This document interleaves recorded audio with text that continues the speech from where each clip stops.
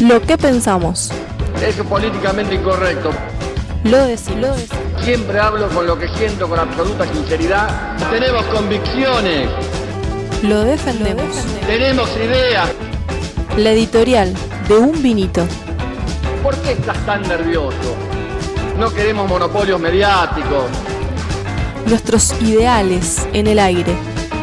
Tranquilízate, por Dios.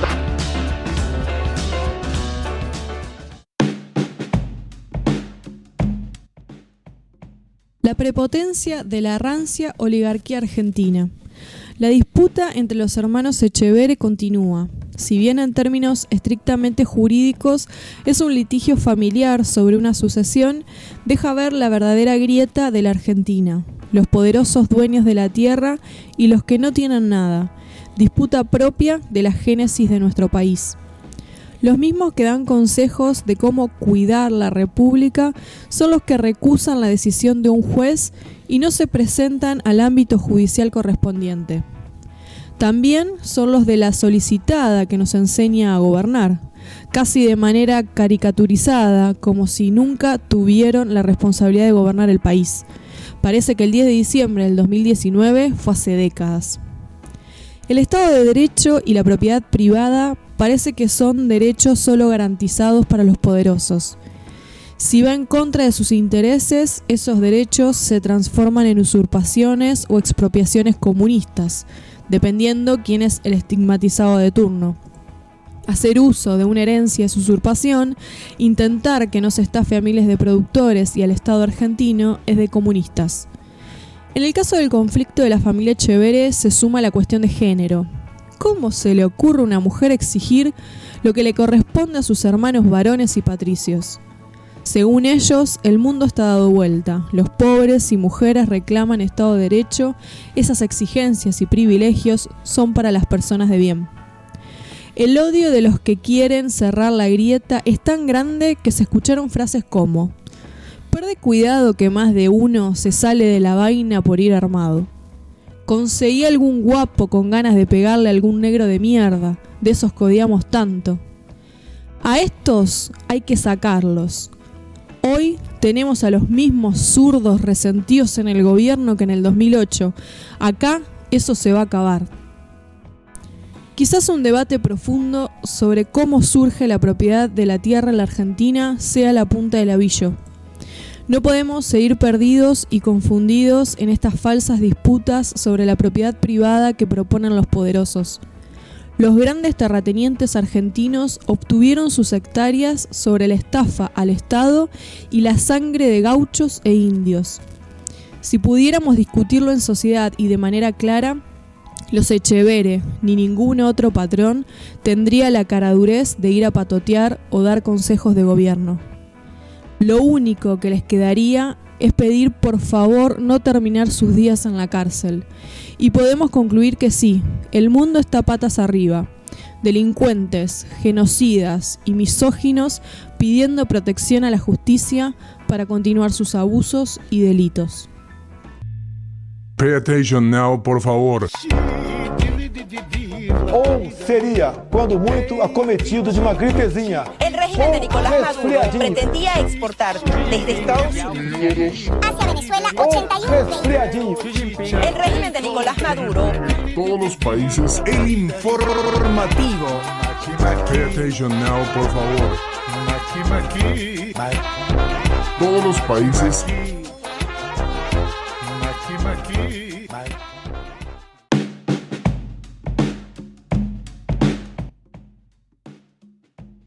Noticias internacionales después de un editorial contundente como nos tiene acostumbrados Un Vinito.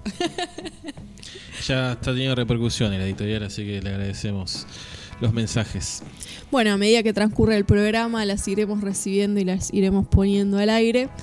Es la idea, que genere debate, polémica, pensamiento.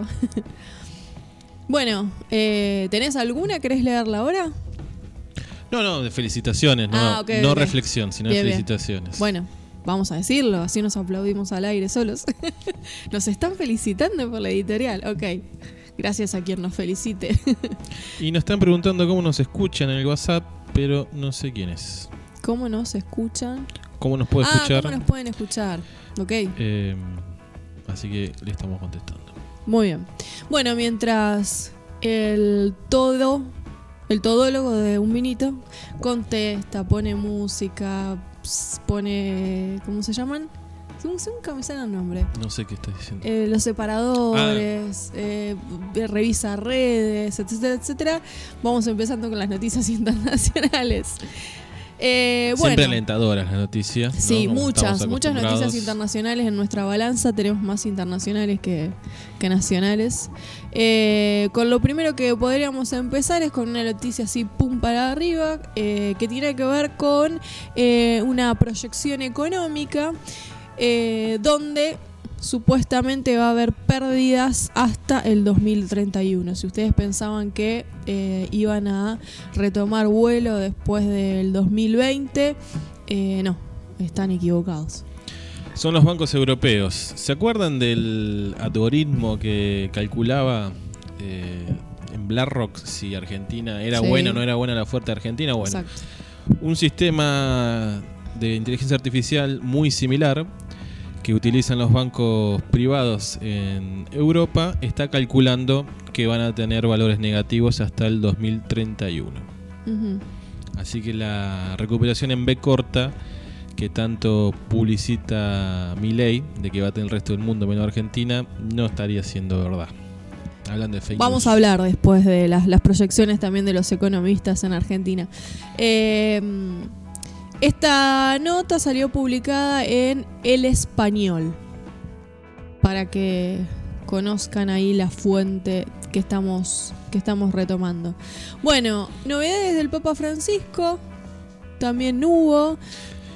Salió en todos los medios diciendo, bueno, ¿no? Como que el título de la nota sería algo así como, bueno, respalda la unión civil entre homosexuales, y uno dice, ¡oh, Francisco! ¡Qué bueno, progre!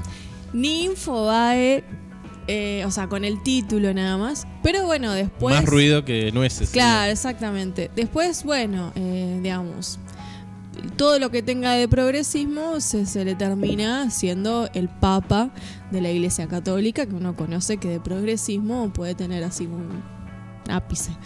Un suspiro. Exacto. Bueno, la cuestión es que hubo documentales donde Francisco dio declaraciones, y son los que el diario Infobae retoma para desandar esta noticia, donde en realidad Francisco lo que plantea es que se respeta la unión civil de los homosexuales, pero que la unión civil es incomparable con el matrimonio. De ninguna manera se le puede catalogar a la unión entre personas de mismo sexo como matrimonio. Entendido como sacramento, ¿no? Exactamente, exactamente.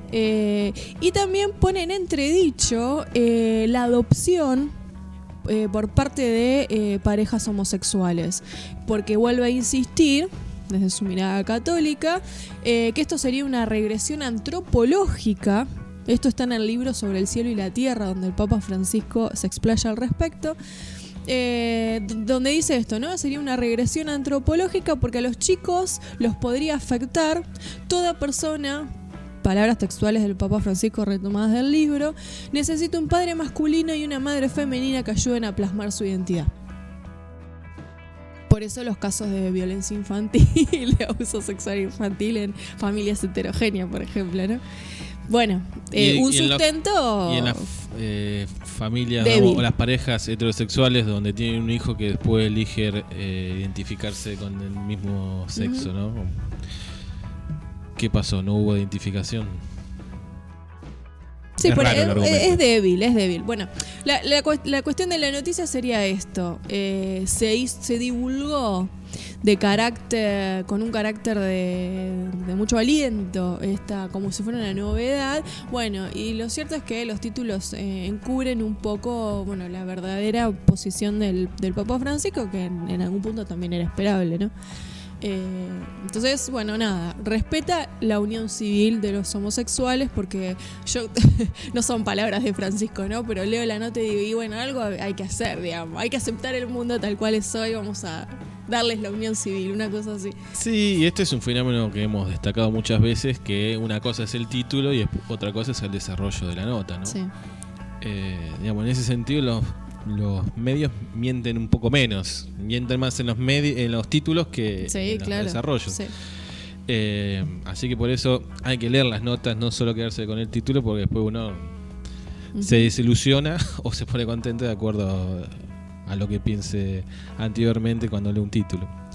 Bueno, también del diario Infobae, una nota que llega directamente de México, en realidad es la opinión del mexicano Carlos Slim, dueño de Claro.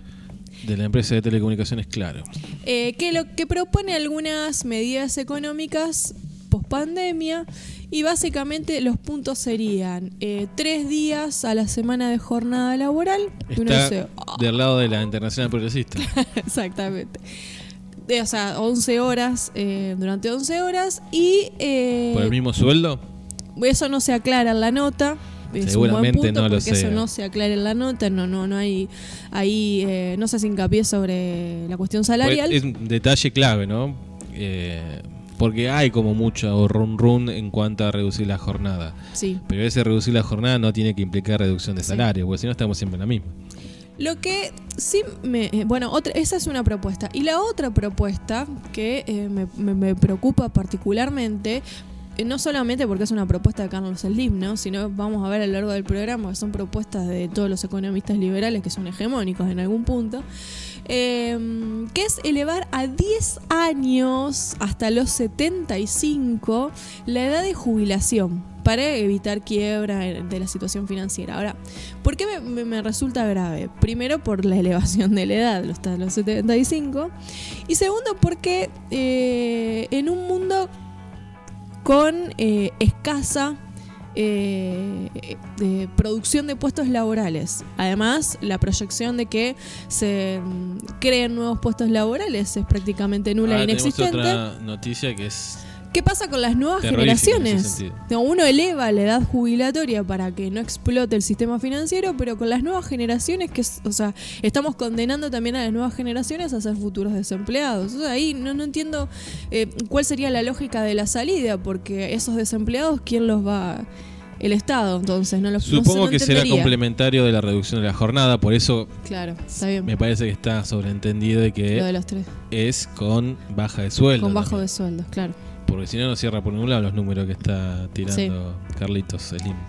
Bueno, y después, el derecho lo que tenemos que poner en discusión es, nuestra vida, ¿no? Laburar hasta los 75 años, uno se jubila y queda a un paso de la muerte prácticamente. Que cuidar más nuestros cuerpos. El derecho a la vida. Vamos a tener que trabajar hasta los 75. Hay que ponerlo, ¿no? Sobre...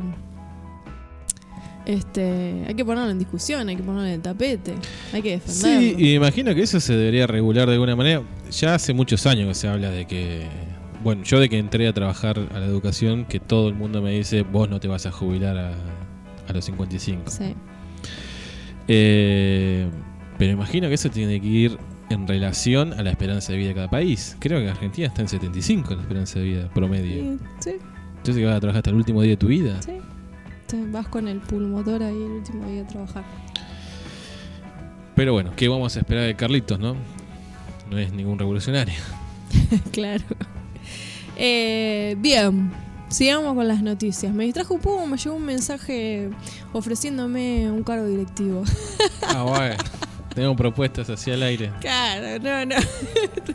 Después le contesté de ninguna manera. Tenemos noticias sobre el Foro Económico Mundial.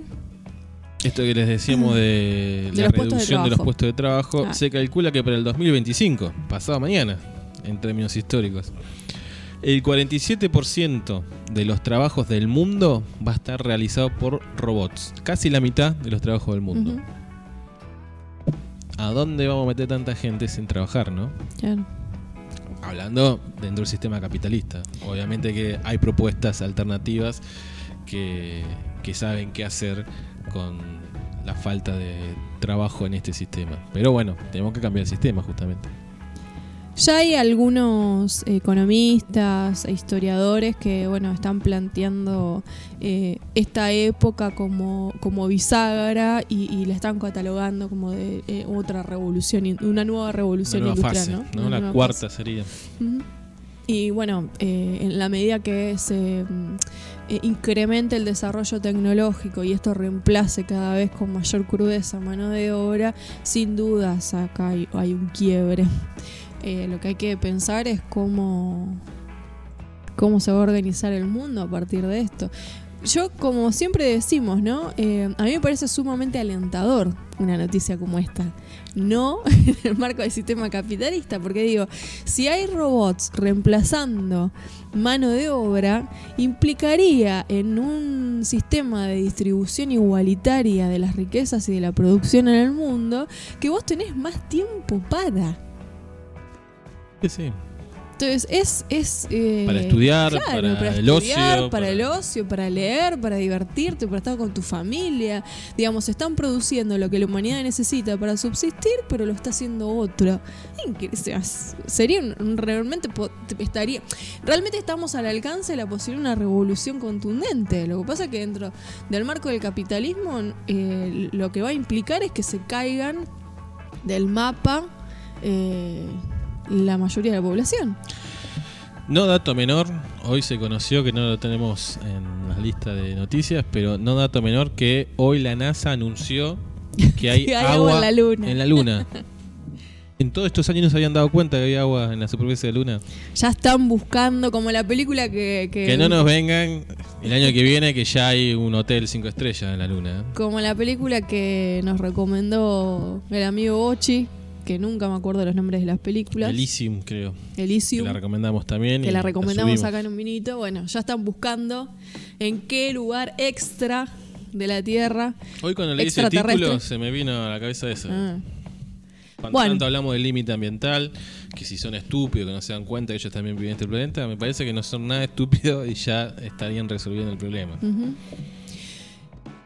Otra nota que bueno, me parece también un poco de alarma y no se sabe mucho, pero que ustedes seguramente deben haber cruzado en alguno de los medios, tuvo que ver con el fallecimiento de uno de los médicos voluntarios que recibió la vacuna de AstraZeneca, que es la vacuna que se va a producir en Argentina. Era un médico de Brasil, voluntario.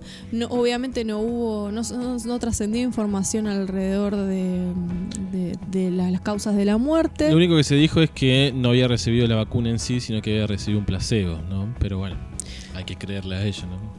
Sí, y también es información un poco tomada con pinzas, porque entiendo que la información oficial al respecto es que no se puede justamente dar a conocer los pormenores de la situación del voluntario porque es reservado. Desarrollo. Exacto, es información reservada del laboratorio. Pero bueno, lo cierto es que más allá del fallecimiento del voluntario, un médico muy joven de 28 años, la investigación en voluntarios en Brasil continúa, porque aparentemente no habría ningún indicador que asociara el fallecimiento con la aplicación de la vacuna. Bueno, esto va a traer deja sin sabores, realmente son noticias que dejan sin sabores porque no hay información 100% confiable. No está chequeado. Exacto. Sí, lo que va a traer polémica en el momento que esté disponible la vacuna. Yo creo que va a haber muchos que no van a querer vacunarse. Y eso va en contra de la famosa inmunidad de rebaño, pero por vacunación y no por contagio, ¿no? Una nota que circuló, pero no, en medios no hegemónicos. La verdad que no vi ningún medio nacional, por ejemplo, argentino de tirada nacional que lo cubriera. Así que no sé la veracidad de esa noticia, pero que salió, que Maduro dijo que tienen un medicamento que en el 100% reduce la existencia de COVID-19 en el cuerpo. Sí, Telesur lo publicó, obviamente medio oficial de Venezuela. Me imagino que estará también a prueba, ¿no? Hoy en la Fake News tenemos algo con respecto a los medicamentos que, claro, desde Venezuela la noticia que curan es o supuestamente curan. El paso siguiente que le queda a Venezuela es presentar la investigación ante la Organización Mundial de la Salud, de que la Organización Mundial de la Salud dé el visto bueno. Pero ellos ya están asegurando la eficacia en el 100% de los casos de un medicamento en este caso, ¿no? Bueno, lo mismo vacuna. que está haciendo Rusia con su vacuna Sputnik, ¿no? O sea, ellos aseguran de que es la vacuna que previene el coronavirus. Ojalá sea todo cierto y ojalá las cuestiones políticas o de prejuicio no nos ganen y extendamos una pandemia teniendo a la mano la solución, ¿no? Sí. Tenemos una noticia del diario La Nación, ¿no? Sobre los dólares en Paraguay. No sé en dónde guardarlo los paraguayos a los dólares. ¿Cuánto le podemos cobrar por guardarlo acá? Es muy cómico, o no, obviamente está hecho a propósito, que en toda la nota de La Nación en ningún momento aparece el desfasaje que hay entre la cantidad de toneladas que exporta Paraguay de soja y la cantidad de toneladas que produce. Obviamente el saldo que falta es soja argentina que se va de contrabando a Paraguay para no pagar impuestos. Sí, la noticia gira en torno a, bueno, yo la verdad que pensaba, Paraguay le va a... O sea, uno lee la nota y dice, bueno, Paraguay es la primera economía en Latinoamérica. Y tenés un banco central que no tiene lugar para guardar los dólares y a su vez se da el mismo fenómeno que en toda Latinoamérica, de que tal vez la macroeconomía como en Chile esté bien, pero después ese derrame que supuestamente debería llegar no llega nunca, ¿no? Y son sociedades completamente desiguales. Sí, bueno, después no hay mucho desarrollo sobre las características de la economía. No, hablan de cómo guardarlos, qué van a hacer para guardarlos. Van a cobrar el 1% a los bancos como un seguro, que eso lleva tiempo. Un delirio. Y el litigio que tienen con los bancos privados. Me parece que la noticia dentro de la noticia es el ocultamiento que hace la Nación de la verdadera causa de por qué Paraguay está teniendo un saldo positivo en dólares, ¿no? Que tiene que ver que es soja argentina. Y por más que seamos recontracansadores, siempre insistiendo con lo mismo, lo importante que era que Vicentín fuera de todos los argentinos, porque justamente evitaría este tipo de contrabando. Exactamente. Bueno, pero nosotros no tenemos Vicentín. Pero en Estados Unidos, desde La Voz de Galicia, se pondera la cantidad de crecimiento que tuvo el socialismo en Estados Unidos. Me gustaría saber un poco más de qué se entiende por socialismo en Estados Unidos, porque estamos viendo que Trump lo acusa de comunista a Biden, así que no sé si es el PS tradicional que existió en algún momento en todos los países del mundo. Sí, que apoya, sabiendo de las diferencias, al Partido Demócrata. Un apoyo estratégico. Exactamente, sí. Porque a Bernie Sanders también se lo acusaba de socialista, de izquierda, de ultraizquierda, dijo Trump. Uh-huh. De que iba a convertir a Estados Unidos en Venezuela. A mí lo que me llamó la atención de la nota es también la diferencia, ¿no? Entre el título, el nuevo socialismo estadounidense crece en el epicentro del capitalismo, y cuando uno ve los datos duros que la propia nota nos ofrece, se queda un poco... ¿Cuántos son los nuevos esperando afiliados? Un poco más. De 8.000 miembros que estaban suscriptos hace 4 años al Partido de Socialistas Democráticos de América, así es la denominación entera del partido, ahora son 70.000 afiliados. En términos de partido es mucho, pero si lo contrastás con la población norteamericana es muy poquito, ¿no? Son casi 300 millones de habitantes. Esperan sumar con estas nuevas elecciones un legislador más. En este momento tienen 2 legisladores. Y el apoyo va a ser el frente izquierda sería en Argentina. Sí, va a ser a Biden. Bueno, con esa diferencia, ¿no? Ojo, porque acá apoya a Biden. Se la juegan, no se quedan en el voto fácil de no elegir a ninguno. Exactamente. Bueno, hay una polarización muy grande en el bipartidismo en Estados Unidos, es ahí como muy grande, y bueno, juegan en ese seguramente por el frente izquierda argentina deben ser tratados de traidores estos socialistas, ¿no? De ser burgueses. Y reconocen las diferencias. Por ejemplo, una de las críticas que le hacen a Biden es el sesgo racista que también tiene Joe Biden en su discurso. Porque bueno, obviamente son militantes de las marchas antirracistas que se produjeron este año y del movimiento Black Lives Matter. Sí, también lo hemos dicho varias veces en el programa.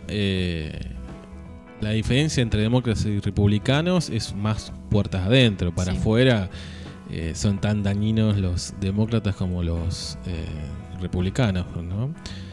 Obama mantuvo tropas en Afganistán, hizo un desastre en Libia. Bueno, la guerra de Vietnam se llevó en parte sobre un gobierno demócrata, así que en política internacional no se discuten mucho. Sí, tal vez para adentro, las cuestiones raciales, de derechos individuales, eso sí hay un cambio sustancial, pero bueno, es una cuestión doméstica de los norteamericanos. Sí. Y tiene, eso me llama la atención o no, digamos, ¿no? De Estados Unidos. Tiene intelectuales reconocidos a nivel mundial en el campo de la izquierda y de la izquierda más dura. Bueno, el caso de Chomsky, ¿no? Que está uno de los que más está militando la Internacional Progresista. Hemos tenido la suerte en pandemia de tener vivos en Facebook con Giroux, que es un pedagogo muy crítico estadounidense, de izquierda, ¿no?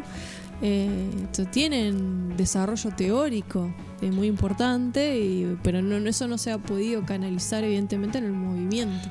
No sé si en la política doméstica habrá como un recambio generacional, pero de lo que vemos desde acá, por más que sean de izquierda, son personas de muchos años ya, tanto Chomsky, no sé, Giroux no conozco, pero es grande, sí. Me parece que hay como también, aunque sea de izquierda, falta como renovación. Una renovación general en Estados Unidos, los líderes políticos de Estados Unidos. Bueno, habiendo pasado por esta nota, yo diría que casi de color, y esperamos igual que siga creciendo el socialismo en Estados Unidos. Ojalá dentro de un par de años, digamos, ¿te acordás cuando comentamos esa nota? Mirá, nosotros nos reíamos. Llegaron al gobierno. Sí, obvio, ojalá. Bueno, una nota relacionada específicamente con la pandemia que viene de Suiza. Es una nota eso llama la atención, ¿no? Porque salió publicada en el ABC. Es un modelo de país correcto, ¿no? Y bueno, en esto, o tal vez sean correctas porque están previniendo para que no pase lo que pasó en Italia, de que los propios médicos de cada hospital tengan que decidir a quién le pone un respirador. Claro. Entonces el Estado suizo lo que hizo fue hacer un protocolo que en caso de saturación del sistema a los, no sé si pone una edad, pero lo que serían los adultos mayores no van a recibir atención de terapia intensiva. Sí, los mayores de 75 años. Mayores de 85 y mayores de 75 que tengan alguna patología, por ejemplo, cirrosis hepática, insuficiencia renal crónica, insuficiencia cardíaca o alguna otra patología que uno suponga una supervivencia no mayor a 24 meses, no ingresan a cuidados intensivos. Hoy leí una nota que salió publicada en Página 12 que hablaba de la situación de Francia. También se mencionaba a Suiza. Bueno, y los médicos franceses le están advirtiendo a Macron que su estimación es que la segunda ola de contagios va a ser mucho más virulenta y más fuerte que la primera ola. Ayer de contagios. Teníamos de dato más de 50.000 casos en Francia, ahora, hoy está en 26.000. Los propios médicos lo que plantean es que esos son los datos oficiales y lo que estiman es que diariamente hay más de 100.000 casos de contagio. Eso es lo que planteaba la nota del diario de Páginas. Bueno, eso al principio de la pandemia le hemos charlado, ¿no? Que se planteaba que más o menos en promedio en el mundo había un 30% más de contagios que tal vez lo transitaban en su casa y nunca se declaraban o se hisopaban, pero sí habían contraído el virus. Y volvieron muchos de los países europeos a tomar la decisión del aislamiento obligatorio, la cuarentena estricta, España, ¿no? Que siempre, ¿por qué España? Porque tiene una población similar a la nuestra, ¿no? Y se extendería hasta abril. Ya están planteando desde casi noviembre o finales de octubre que se extendería esta cuarentena estricta en España hasta abril. Todo el periodo de otoño e invierno. Para los que acá siguen insistiendo de que la cuarentena fue la más larga del mundo, sí, hablamos en pasado, pues ya creo que no hay más cuarentena, salvo algunas jurisdicciones en particular. Después hay prácticamente vida normal. Bueno, después vamos a comentar que el lunes que viene vuelven las clases en la provincia de Buenos Aires. Vuelven las clases. Bueno, de hecho, hoy estamos haciendo igual, estamos haciendo lo que nos quejamos de tirar un título que no es tan así, pero bueno. Hoy me llamaba la atención, vamos a darle un condimento. Me llamaba la atención que en la aplicación Cuidar, si uno quiere sacar el permiso para circular, a diferencia de meses anteriores, este mes lo que veo es que ya tengo habilitado por 24 horas por personal esencial. Yo digo, lo único que hago es educar. Ya me habilitó, tuve que hacer un solo trámite y ya estás habilitado, ¿no? Legalmente podés ir ¿O se habrán adelantado? A laburar. El muchacho. Esta semana hubo un meme dando vuelta que le preguntaban a a qué se dedicaba, le decía que era docente. Hace 7 meses que no trabajás. Que obviamente es una falacia, ¿no? Acá nos están preguntando, ¿y las fiestas? ¿Y las fiestas qué sería? ¿Si vamos a estar en cuarentena? Y yo creo que no. Sí. Para mí vamos a estar en cuarentena la fiesta. Sí, en esta cuarentena simbólica que estamos teniendo ahora. Seguramente haya algún protocolo. Sí, va a haber protocolo. Para mí va a haber protocolo que obviamente va a seguir siendo al aire libre. Técnicamente Suipacha, no sé qué dicen, no vi qué dicen las autoridades locales, pero técnicamente Suipacha podríamos tener reuniones familiares en lugares abiertos. Claro. Con un máximo de 10 personas. Sí.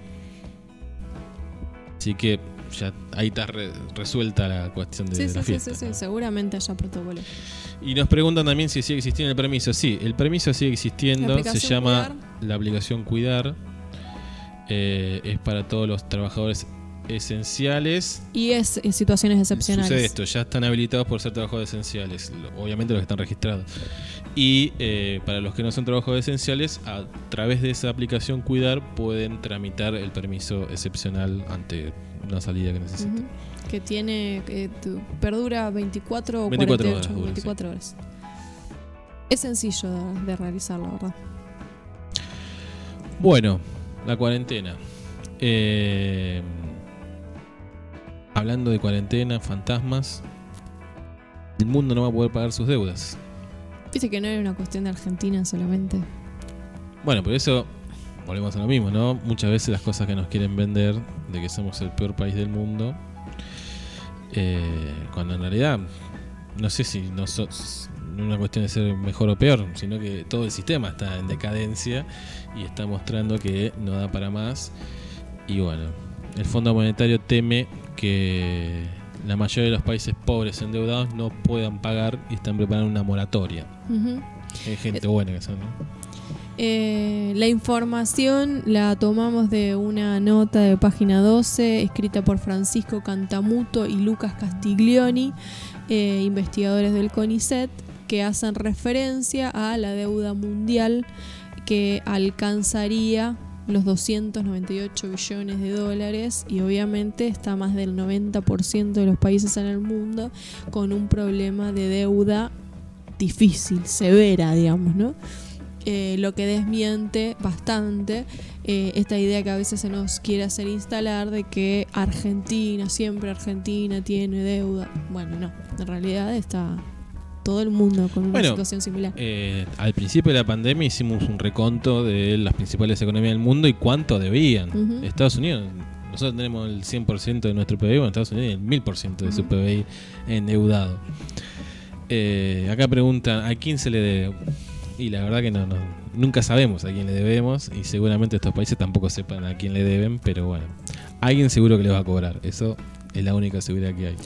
Bueno, ambos autores, hablando a quién se le deben, sí hacen un muy breve resumen en su escrito sobre la deuda que tomó Macri, que fue de 323.000 millones de dólares en deuda bajo legislación extranjera, lo que es importante también mencionar. Que se logró la negociación con el Fondo Monetario Internacional bajo el nuevo gobierno del Frente de Todos, que queda, por ejemplo, entre pendientes de esas deudas bilaterales el Club de París, como muy pendiente, que es una deuda también onerosa. Y antiquísima, porque esa deuda viene de los 70. Bueno, las perspectivas de la economía entre los bancos que dicen que hasta el 2031 va a haber pérdidas. Los países que no se sabe cómo corno van a pagar sus deudas. Vamos bien. En este escenario, por ejemplo, la Organización Internacional del Trabajo ya estimó que se perdieron el equivalente a 495 millones de puestos de trabajo de tiempo completo. En todo el mundo. En todo el mundo. Y a esto le tenemos que sumar los robotitos, ¿no? Claro. Van creciendo que van a llegar al 50%, casi el 50%. ¿Dónde vamos a ir a trabajar? En 2025. Bueno, y para cerrar el bloque internacional que se hizo extensísimo, esperemos que no haberlo aburrido tanto, tenemos noticias de Japón, que ya habíamos nombrado y que iba a ser un vuelco de agua radioactiva, que supuestamente ellos dicen que no tiene ningún riesgo para la salud de nadie. Pero la radiación en Fukushima, la central que fue afectada por el tsunami hace un par de años, 9.000, estoy diciendo bien, ¿no? 9.000 veces. 900.000 veces. No quería exagerar. 900.000 veces. 900.000 veces más. Supera el nivel permitido en de humanos. lo que un cuerpo humano resiste sin tener lesiones, ¿no? Exactamente. Así que re tranquilo que esa agua está buenísima y la van a tirar al Océano Pacífico. Bueno, empezamos pum para arriba, seguimos pum para arriba y terminamos pum para arriba. Noticias internacionales. Vamos a escuchar una breve canción y volvemos con las nacionales, que son mucho más cortos. Noticias nacionales en Un Vinito. Lo que pasa. No queremos ser Valenzuela, queremos ser libres.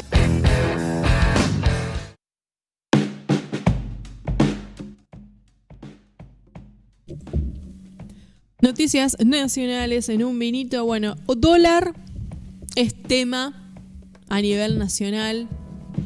La brecha cambiaria. Más de eso no puedo explicar.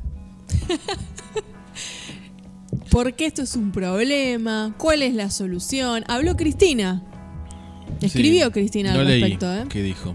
Porque justo en lo vi antes de síntesis, arrancar. párrafo final de lo que escribió Cristina es necesitamos, no hay solución al dólar si no hay un acuerdo entre varios sectores, entre los que incluyen los medios.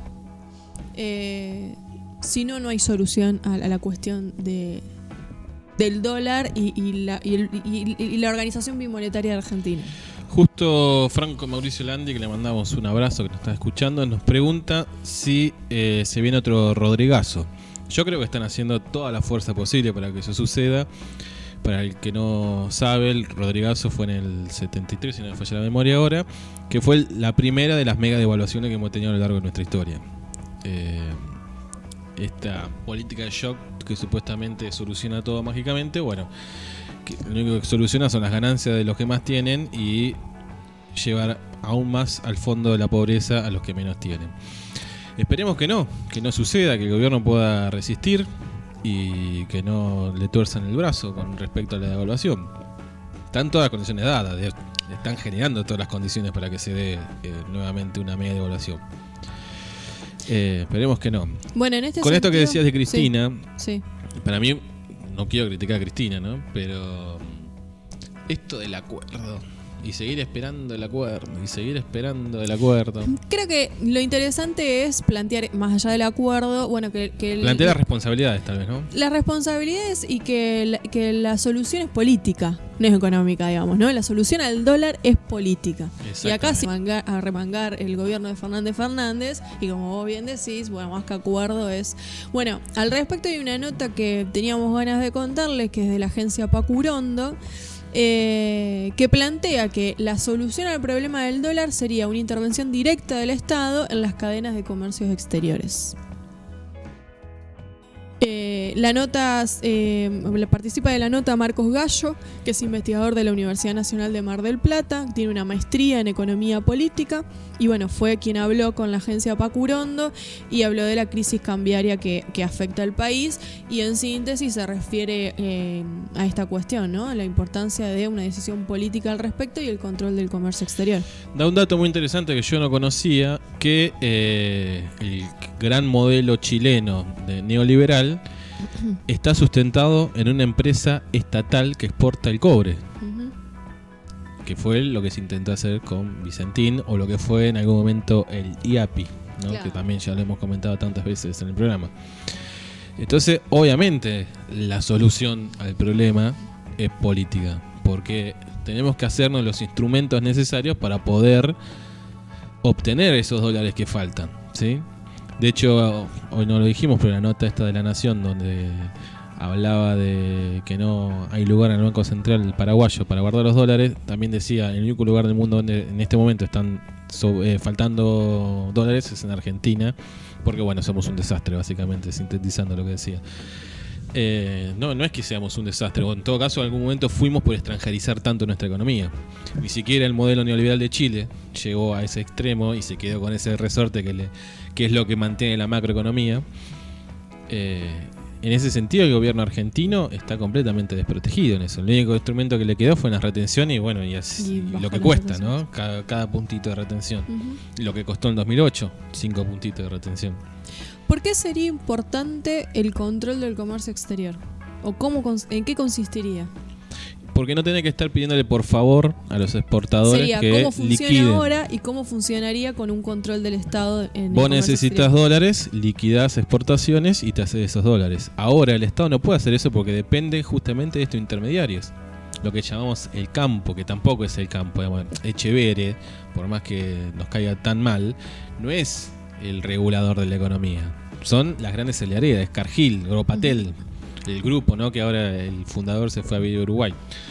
Ellos son los que tienen realmente la manija de la economía. Ellos son y ellos los que retienen en este los dólares están reteniendo para forzar la devaluación y después que les va a convenir, obviamente. Después sí liquidar esos dólares con un dólar a 180, 190, no sé cuánto cerró hoy, y obviamente hacer esa gran diferencia.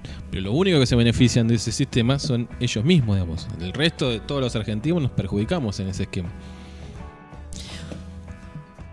Esa información es valiosa tenerla para cuando desde ciertos medios hegemónicos se instala la disputa entre el gobierno y el campo, y bueno, y es sí, o entre lo privado y lo público, ¿no? Entre lo privado y lo público. El lunes pasado lo decíamos, ¿hasta cuándo vamos a seguir insistiendo con lo privado? Ya está más que comprobado que no da ningún resultado. El mercado no da respuesta. El mercado lo único que busca son maximizar ganancias. Entonces nunca la van a repartir. Un cambio contundente del gobierno sería el comercio exterior. Claro, el tema es cómo lo hacemos. Porque volvemos a lo mismo. Si el Duna que se está pudriendo sale a decir que es Vicentín y a defender eso, estamos como muchos pasos antes, ¿no? Bueno, sobre el dólar también hay otra nota que salió publicada en Motor Económico. Una entrevista que se le hace al economista Horacio Robelli, que criticó la presencia de Alberto Fernández en el coloquio de IDEA, que le hemos comentado en un vinito, y señaló que el gobierno es quien tiene que marcarle la cancha a los que especulan y no al revés, en sintonía con el entrevistado de la agencia Pacurondo, ¿no? Nuevamente, la decisión, digamos, los problemas económicos se tienen que resolver tomando decisiones políticas. Bueno, acá tenemos un oyente que nos dice que desde 1930 se gesta esta clase de mierda que es la que domina la Argentina. Hay otro par más de insultos, pero no lo vamos a decir porque nos pide que no lo digamos. Y sí, tiene que ver con esto, ¿no?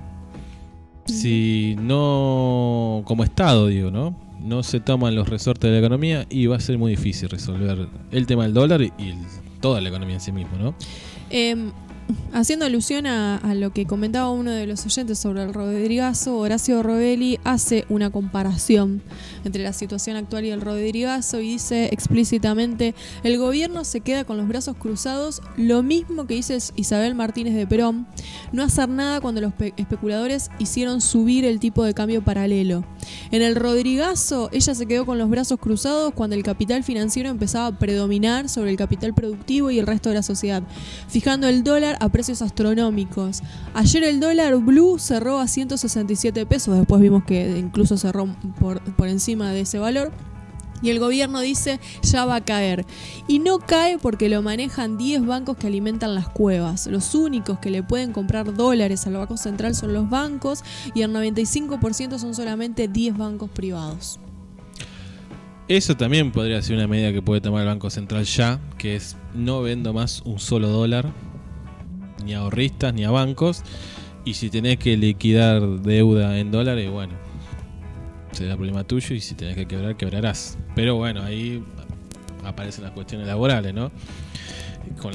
Que fue el mismo argumento del uso de los ATP. Pero bueno, ahí también otro tema que podríamos discutir largamente, ¿no? Sí, después lo que pone el acento es no perder de foco, no perder de vista, pues, digamos que el gobierno no pierda de vista los últimos datos que arrojó el INDEC sobre la tasa de indigencia, que se eleva al 10,5% y la de pobreza al 40,9%. Es decir, que vos tenés la mitad de la población en Argentina pobre. Y con un 1,5% billonario, ¿no? Que serían los que en algún momento, no sé cuándo, se les va a cobrar este aporte solidario extraordinario por única vez. Veremos qué pasa con la conducción del Banco Central, porque se empiezan a sentir críticas a Miguel Pese, que es el director del Banco Central. Sí, se habla de que el propio Martín Guzmán tiene una gran interna con el presidente del Banco Central. Pero bueno, hubo mal casting tal vez a la hora de elegir al presidente del banco, ¿no? A diferencia de lo que están planteando quienes mencionábamos recién, entrevistados en Paco Urondo o a Robelli, están los economistas mediáticos que hacen sugerencias para el control del dólar.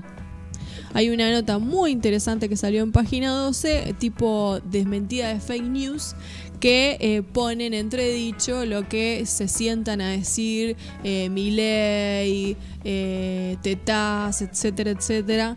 Bueno, que ahora formaron un partido nuevo que se van a presentar el año que viene, y algunas encuestas le están dando el 10%. No sé si serán las propias encuestadoras que los quieren levantar. Yo creo que están escuchando poco un vinito, básicamente. Nos están diciendo que está haciendo otro programa por la aplicación. ¿Qué hiciste, Maldonado? No, yo no hice nada. Acá supuestamente está todo en orden. ¿Estarán escuchando otro programa y no el actual? No sé. Quedan, ¿no? Grabados en la aplicación programas anteriores. No sabía tampoco ese dato. Muy bien. Siempre se aprende algo nuevo. ¿Estarán en la aplicación nueva? Claro, no sé si estarán en la aplicación nueva. Ese es el tema. Recuerden que tenemos aplicación nueva, sí. seno.fm/un vinito. Bueno, si no sé cómo solucionarlo esto, los que están en la aplicación no van a escuchar lo que estoy diciendo, así que claro. No hay manera. Bueno, no están escuchando. Otro programa, pero o están si escuchando. Alguien nos está escuchando en la aplicación claro, que nos nueva, confirme que sí, que claro, está saliendo bien en la si aplicación nos está escuchando nueva. ahora, entonces, en la aplicación nueva, y estamos hablando del dólar y del presidente del Banco Central, significa que solamente el oyente que nos escribió tiene ese problema. Bueno, ¿cuáles son las recetas de los economistas mediáticos que andan polulando por los medios hegemónicos? Bueno, siempre las mismas, ¿no? Ajuste del gasto. Reforma laboral. No dicen, pero seguramente esté subir la... Se los escucha, Flor, dice Mica Donati. Sí, pero ¿qué? Escucharnos se están escuchando, pero ¿qué están escuchando? ¿Nos están escuchando desde la aplicación Mica o desde Face? Porque acuérdense que salimos por los dos lugares. No, y si nos están preguntando, tendría que ser mucha coincidencia que estén escuchando un programa viejo. Sí. Y que... Gracias, Mica, Saludos para Mica y para Carre. ¿Pero nos está escuchando por la aplicación o nos está escuchando por...? Ahora nos responderá. Si nos está escuchando, nos responde. Desde la app. Muy bien. Bien, bueno. Desde la app está saliendo bien. Entonces, el problema lo tiene este oyente, que será muy nostálgico, que se puso a escuchar un programa viejo. Y es el actual. Confirma que es el actual. Genia, Mica. Muy bien. Bien. Decíamos la receta de los liberales para la solución argentina. Ajuste fiscal, reforma laboral, liberación de la economía y reducción de impuestos, donde entrarían las retenciones. Reducción de impuestos y devaluación, ¿no? Porque si liberás, significa que no hay cepo, que no hay control sobre el mercado de cambios y el precio del dólar lo va a poner el mercado. Que en este momento, supuestamente, el precio de mercado serían los 190, ¿no? Porque parece que ahora el mercado también tiene esa parte negra, ¿no? Porque es un dólar ilegal y sin embargo se toma en todos los medios de comunicación como la referencia de precios en Argentina. Otro fenómeno que se está dando, que lo hemos comprobado en la ciudad de Suipacha, de que hay muchos comerciantes que están especulando y no quieren vender, ¿no? Sobre todo en el rubro de la construcción o del hierro. Ahí el gobierno también no podría aplicar algún tipo de sanción sobre esta gente que está especulando, porque ellos el precio de referencia lo tienen con el dólar oficial. Bueno, no podés guiarte por un mercado negro. Es como que nos empezamos a guiar por cuánto vale la marihuana o la cocaína. No podemos poner eso de referencia. Otra pregunta también ahí, si no se podría ajustar las clavijas de alguna manera.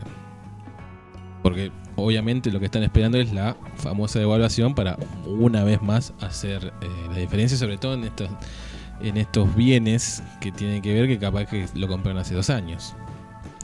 Que se estoquearon y lo van a sacar una diferencia abismal.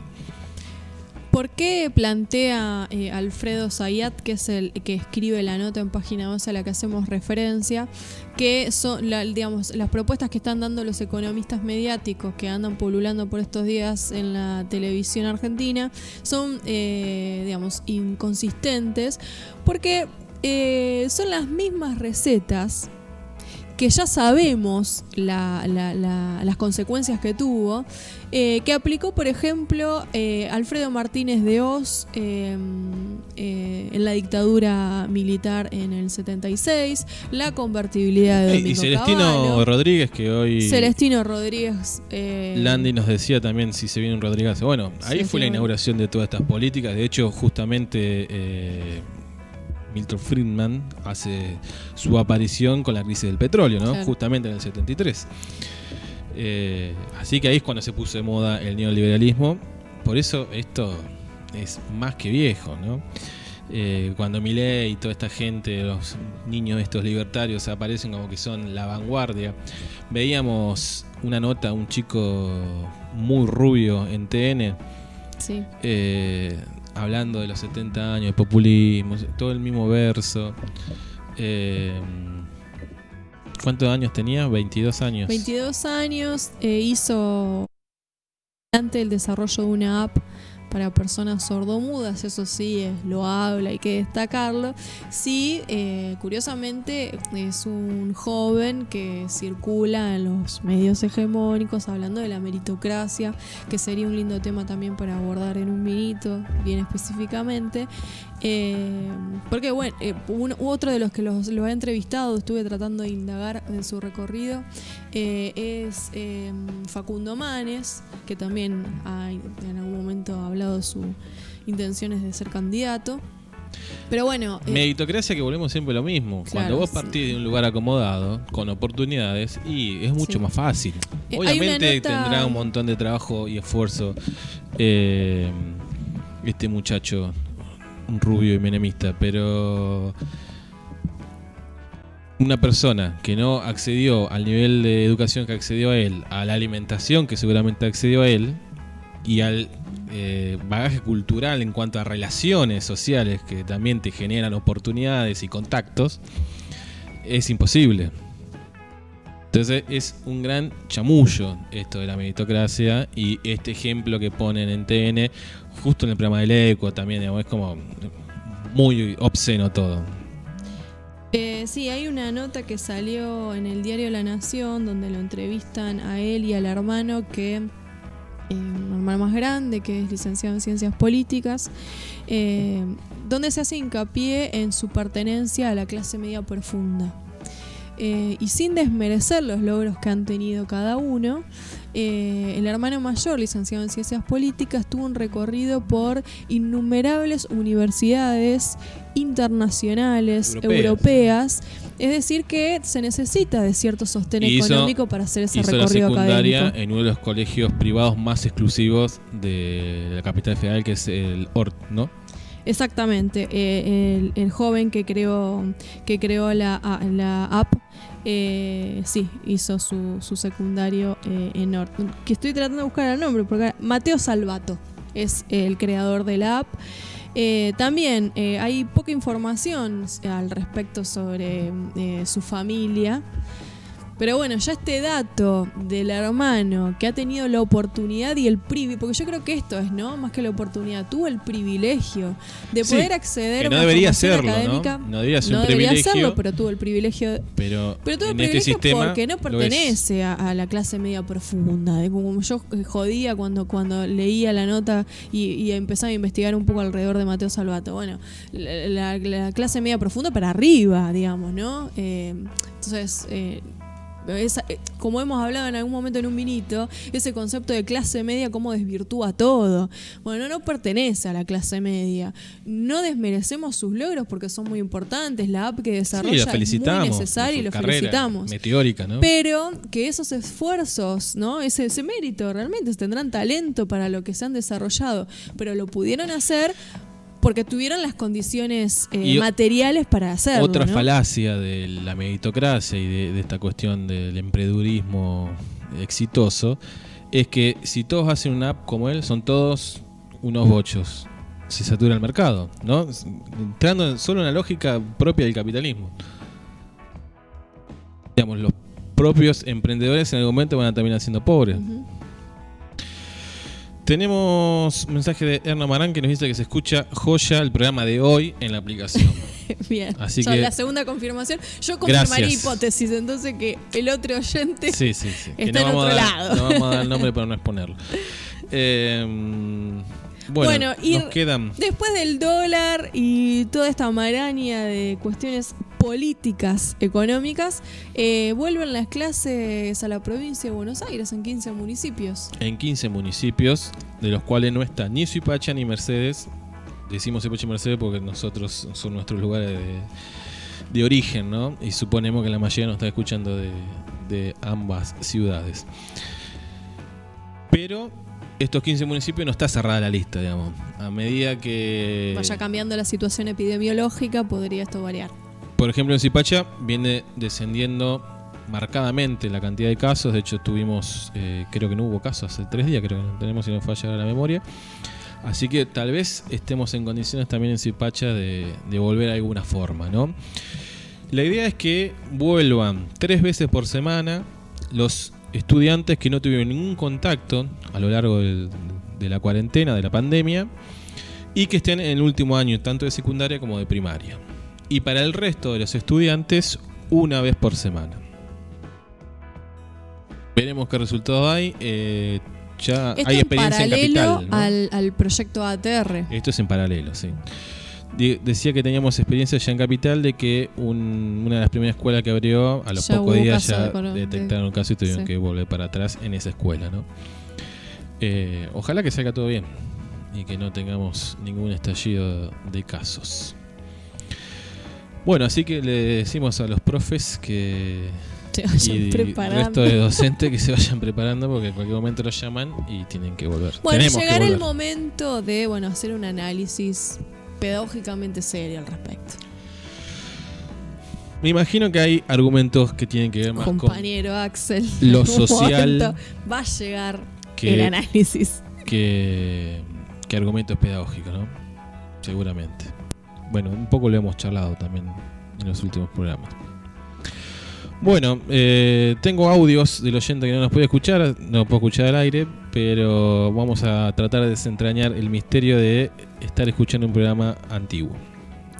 Bueno, vamos a ir a una pausa. Vamos a escuchar una canción y volvemos con las fake news de la semana.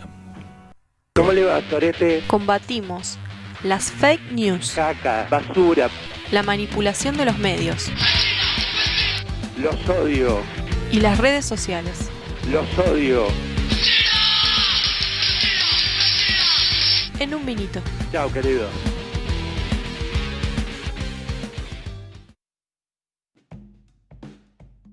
Bueno, 2 fake news relacionadas con la pandemia.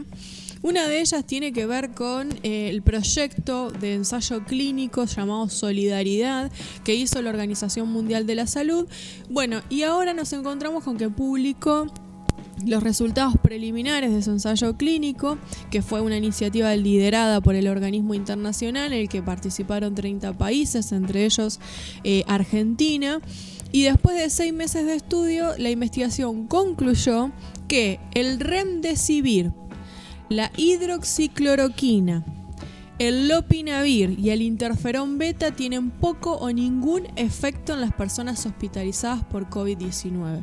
Solamente un cortisoide fue el que dio algún resultado, pero bueno, todavía no se puede asegurar tampoco que universalmente va a funcionar, ¿no? Por eso pone un poco en duda también el anuncio de Venezuela, porque bueno, se necesita un montón de pruebas para que realmente se entienda que es 100% efectivo en todos los organismos, ¿no? Bueno, antes de continuar con las fake news, quería contarles que efectivamente nuestro oyente estaba escuchando con la aplicación anterior, así que... Le mandamos un saludo porque ahora nos está escuchando, ¿verdad? Quiero creer que sí. Lo que me lleva a pensar que quedamos ahí vagando en el universo. Es un tema para Maya. Sí, en el ciberespacio quedamos ahí con programas antiguos. Y teníamos más mensajes de oyente con respecto a los comentarios de las noticias, ¿no? Teníamos el profesor Liera que nos decía que si hay devaluación hay estallido social y ultra contagio de COVID. Bueno, cerraría para las intenciones que tiene la oposición, ¿no? Que creo que vienen tentando eso desde que arrancó la cuarentena, ¿no? Y otro oyente, que le mandamos un abrazo a Diego, que la semana pasada estuvo charlando con nosotros sobre los juicios de Nuremberg. Si a alguno le interesa el tema, podría buscarlos en alguna de nuestras plataformas. Está guardado como podcast.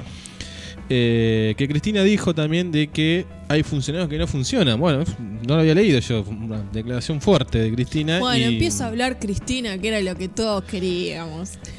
Y bueno, Diego se pregunta si uno de esos funcionarios que no funciona es el presidente del Banco Central, Pese, ¿no? Claro. Bueno, esta fake news que nos decía que nos iban a curar a todos. Bueno, Bolsonaro de hecho hoy mismo volvió a salir a decir de que él se curó con la no me sale con la hidroxicloroquina. Bueno, no me va a salir. Así que es mentira. Lo que dice el presidente de Brasil es mentira. No vayan desesperadamente a comprar esos medicamentos porque no sirven para el coronavirus. Sí, fue recomendada por Trump y por Jair Bolsonaro, que sigue sosteniendo la misma visión. Sí, Trump no la confundió con la lavandina. Claro. Porque como era un que mandó a todos derivado del de cloro, claro. Lavandina, entonces con eso se curaba. Una mala recomendación y encima mal entendida, doblemente bruto.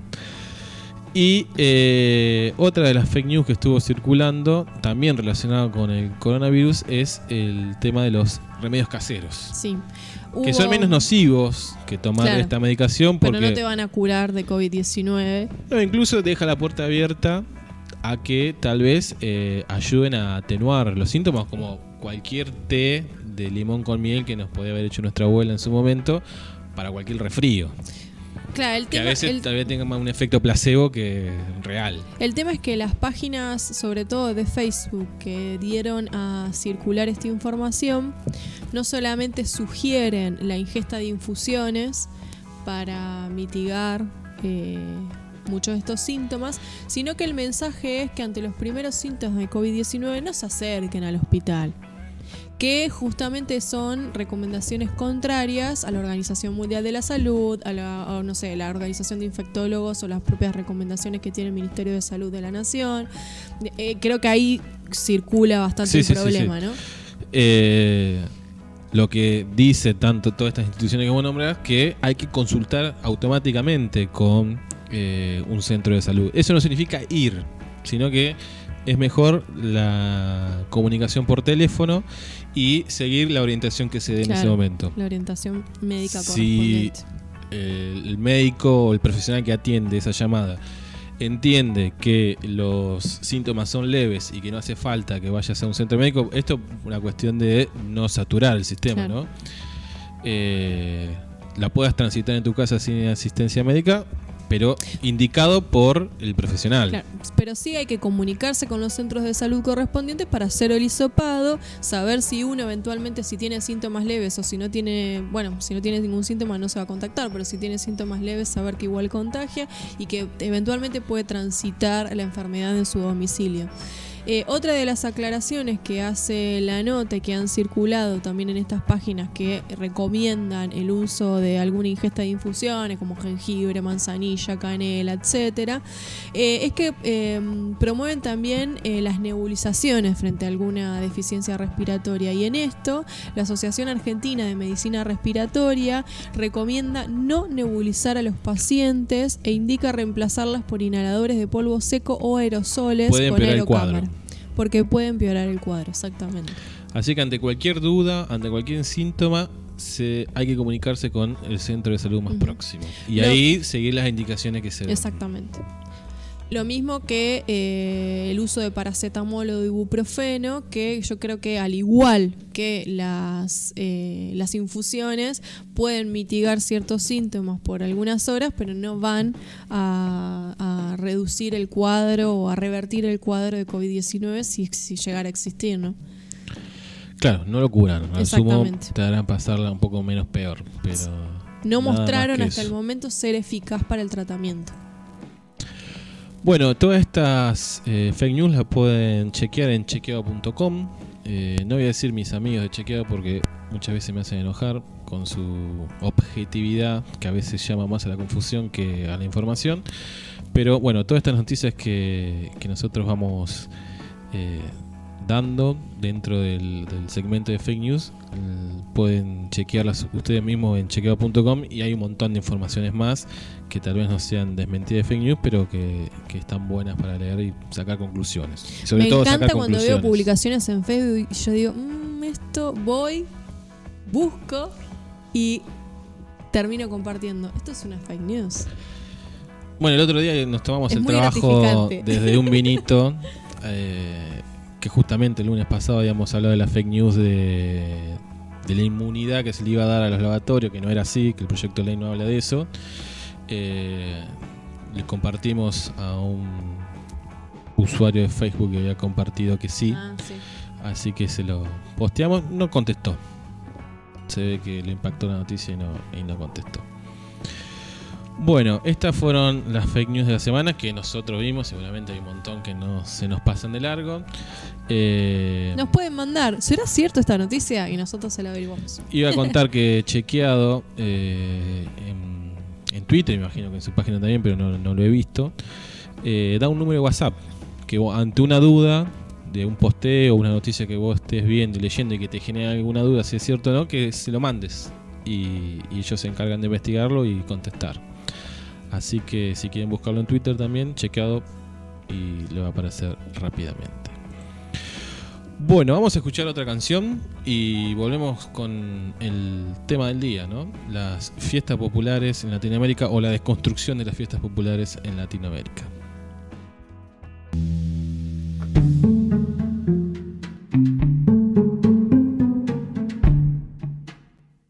¿Cuál es nuestro destino? ¿Nacimos para morir? ¿Habrá una revolución? ¿Podemos ser elfos? ¿River o Boca? ¿Qué es la realidad? ¿Somos los únicos en el universo? ¿El amor es pérdida? ¿Podemos aprender? ¿La izquierda o las izquierdas? ¿Derechos humanos para animales?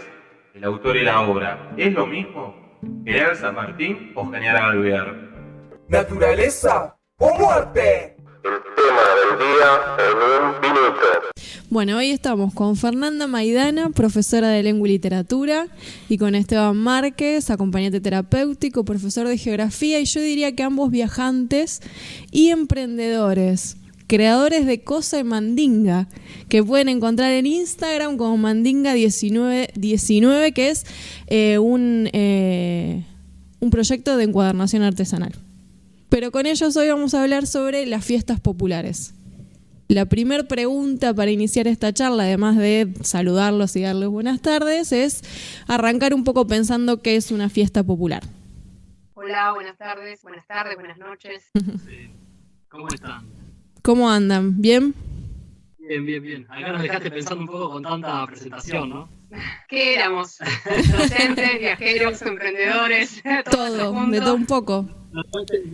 Parece un montón de cosas, pero bueno, también quizá cada una tuvo un poco su tiempo. Ahora estamos más en la de profes y con el proyecto Mandinga. Gracias ahí por por comentarlo. E invitamos a otros profes a visitarlo porque estamos haciendo un montón de cosas muy copadas. Ahora, yendo a la etapa viajeros, nos tocó ver un montón de fiestas populares. Ahora, no sé, deberíamos preguntarnos, sobre todo en este contexto de pandemia, ¿qué es popular? ¿Qué es una fiesta popular? ¿Cuáles son los condimentos? ¿Qué se le viene a uno a la cabeza cuando piensan algo de esto? Si vamos a lo más cercano, a veces me ocurren los aniversarios de pueblos. Bueno, acá tuvimos justamente la fiesta número 156. 156, sí. El sábado fue la fecha, pero bueno, la fiesta fue viernes, sábado y domingo, ¿no? Claro. Bueno, eso que está, vos, Eva, vos, Flor, también lo habrás visto por acá. Estábamos acostumbrados a que haya mucho caballo, mucho gaucho, los bomberos también, las escuelas. Y este año, no sé, yo no estuve conectado, pero eso lo hacía popular, ¿no? Ir a un club, sentarse, observar las tropillas. Y este año fue diferente. No sé cómo fue, pero yo me haría la pregunta de si fue popular. Había que tener conexión, acceso a cierta información. Y bueno, no sé cómo habrá estado. No me voy a extender mucho por ahí porque no la vi, pero digo, me queda la pregunta. Sí, del momento que hay un condicionante que es tener una conexión a internet, ya lo de popular se pone entre comillas, ¿no? O por lo menos entre signos de pregunta. ¿Cuántos se llega de esa manera, ¿no? Como esto que vos decías, ¿no? Que estamos más acostumbrados, bueno, al desfile, a la tropilla, a algún espectáculo de artistas locales o de alguna banda contratada por el Estado, donde cualquier persona que se quisiera acercar podía acceder a eso. No fue este caso 2020, ¿no? También en un marco de pandemia. Totalmente. Pensaba esto de qué lo hacía popular, ustedes decían lo de la tropilla, pero creo que principalmente tiene que ver con que es un lugar de encuentro, un punto de encuentro, ¿no? En el que se conjugan como por ahí lo religioso muchas veces, a veces un poco lo pagano, la heterodoxia que se produce entre el cruzamiento entre una cosa y la otra, ¿no? Pero principalmente un lugar donde se reúne la gente a disfrutar de sus tradiciones. No sé si esa podría ser una definición aproximada. Yo me acuerdo en Bolivia, por ejemplo, nos ha tocado en Sorata un Día de los Muertos, que fue una fiesta que conjugaba a mucha gente de una manera muy diferente a lo que nosotros conocemos acá, porque la gente se reunía en las plazas y era un día en donde todo el mundo ofrecía algo para comer en la plaza, ¿no? Era un día de comida comunitaria. En las plazas sucedía algo rarísimo, que era que el cementerio, además de estar abierto, había como una especie de stand o de feria en la que vos le rezabas, digamos, al muerto de esa familia y te podías llevar media sandía, por ejemplo. O, no sé, algunos chisitos o ese tipo de cosas, ¿no? Sucedían también. Podías ingresar a alguna casa a comer con el muerto, ¿no? Esa idea a mí me parece súper interesante que sucede a lo largo de toda Latinoamérica, que es el día en que comes con tus muertos, que no lo tenemos acá tan arraigado, pero que sí existe en otros ámbitos, ¿no? Pareciera que popular lo podemos ir asociando con comunitario, con solidaridad, que es un término bastante vapuleado últimamente, el concepto de popular. Hoy se usa más para denigrar al otro, diciéndole andaba populista, populacho, ¿no? Todo lo popular está súper denigrado. Y sin embargo, por el relato que ustedes van haciendo, lo asociamos en todo caso con solidaridad, compromiso, comunidad, nada, todo lo alejado de lo que podría ser, no sé, pagar una cuota alta para entrar a la fiesta, que a veces se llama popular, pero requiere de cierto esfuerzo económico que hace que se restrinja la cantidad de personas que pueden acceder o que pueden participar de esa fiesta popular, que ahora sí lo pondríamos entre comillas.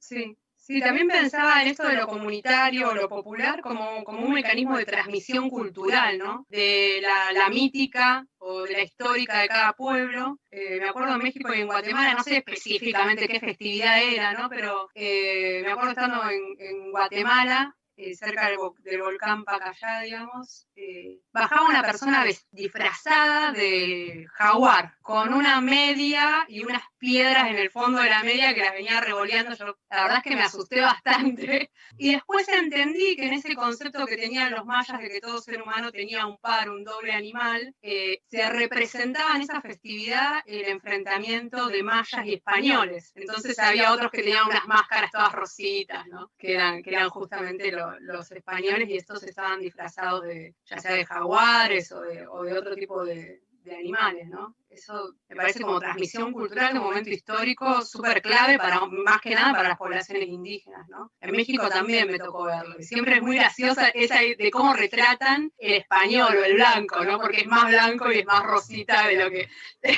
uno puede imaginarse. Así que creo que también tiene que ver con esas transmisiones culturales, o como decíamos también en el norte argentino, lo de desenterrar el diablo, ¿no? Que también es un contenido de la religión y de la mítica de los pueblos Collas, Diaguitas, Aymara, ¿no? Sí, en ese sentido me quedé pensando lo de la fiesta popular como un punto de encuentro, de comunión entre la población, esto que vos decías, Flor, de, el acceso, que sea popular, me parece que también tiene que ver, justamente si uno piensa en la hinchada popular, es donde está la gente más junta y más transpirada y compartiendo todo, ¿no? Esto que decía Fer de Bolivia, la verdad que fue súper impactante, positivamente, porque no sé cómo se lo imaginaron ustedes, o la persona que escuche, pero no es que la persona caía con su vianda de comida a compartir eso. Había una mesa, un tablón de una cuadra donde todo el mundo tenía acceso, inclusive nosotros que, digamos, para el lugar donde estábamos, era súper gringos, digamos, nos podrían haber dejado afuera. Sin embargo, participamos activamente y con mucho gusto de compartir esa mesa. Y pensando en lo de la transmisión cultural, se me ocurría, yo participé de una fiesta de la Pachamama que hacen en agosto en el norte.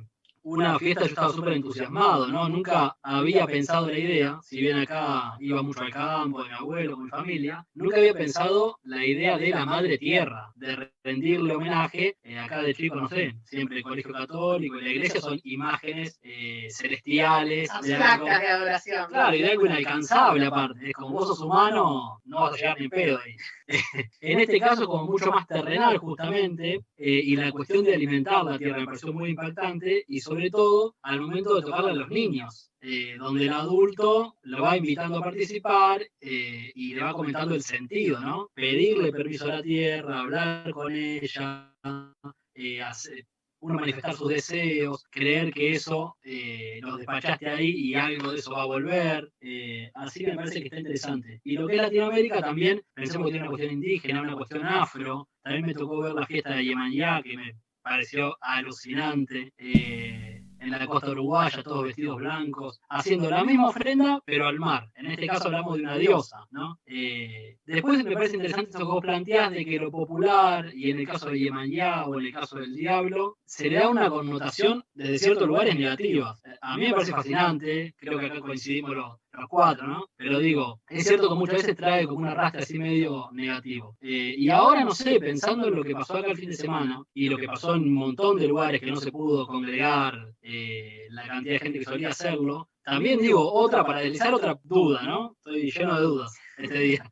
Para deslizar otra duda, ¿qué va a pasar con esto? Si la gente no se puede reunir, o qué forma va a tomar. ¿Qué va a pasar como algo determinante? No, pero digo, bueno, ¿cómo se va a transformar? ¿Cuáles serían las nuevas características? Acá, por ejemplo, en Suipacha, mis tíos que son muy paisanos y desfilan todavía, ellos siempre comentaban como de la decadencia de la tradición en general. Que en ese caso, con las características que tiene la tradición pampeana, no sé si es negativo, ¿no? La decadencia de un montón de formas que muchas veces no sé si están tan buenas. Sí, a mí me parecía interesante también que nos contaran esto, porque yo no tuve la oportunidad de conocer el norte o otro tipo de festividades, y la fiesta popular, por lo menos en lo que es la pampa húmeda, tiene un condimento, no sé, de maltrato animal, de machismo y de desigualdades también, porque hablaban de esta mesa que eran para todos. En las fiestas del aniversario de Suipacha hay un almuerzo tradicional, pero ese almuerzo hay que pagarlo, y acceden autoridades y patrones. Los peones están haciendo el asado para esa gente. Si bien es un punto de encuentro, también están marcadas las diferencias. Me parece que es un contraste con esto que nos están contando ustedes de otros lugares. Sí, y también a mí, ahora que deslizás eso, se me da que pensar que hay como popularidades, ¿no? Tampoco es que hay una cosa que es popular, porque esto que decís es cierto, lo del almuerzo. Y si seguimos pensando acá en Suipacha, también se daba la de los irlandeses, el almuerzo de los vascos, que si bien quizá era más accesible, es cierto que no es una mesa en el medio de la calle y que el que quiera... Era de la comunidad, digamos, de la comunidad vasca, de la comunidad irlandesa. Claro, ya en la propia convocatoria hay separar, ¿no? Los no vascos con los vascos, los no italianos con los italianos, los no españoles con los españoles. Ya hay una cuestión más de, no sé cómo llamarlo. Bueno, ellos dicen colectividad, pero si quisiéramos llamarlo un poco más crítico, sería más gueto.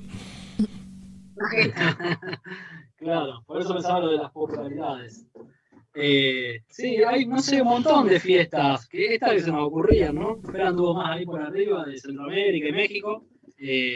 Pero sí, ahí todo lo que es la zona andina, tenés una cuestión ahí con los muertos, con el carnaval, con el diablo, no sé más arriba si había algún otro festejo. No, bueno, algunos festejos que ya se vuelven sincréticos, ¿no? Como los de la Virgen de la Guadalupe, que en realidad era una diosa azteca, hicieron un trabajo muy, muy puntilloso ahí los católicos, digamos, que llegaron porque pusieron los lugares de adoración a Dios en los lugares de adoración, ¿no? a esos personajes más antiguos. Pero creo que más o menos se repiten, si bien el altiplano tiene como esa cuestión del diablo, más arriba no existe el concepto del diablo, sino como de Xibalbá, ¿no? Del mundo de los muertos. Y que es un mundo, me parece que en eso coinciden sí bastante.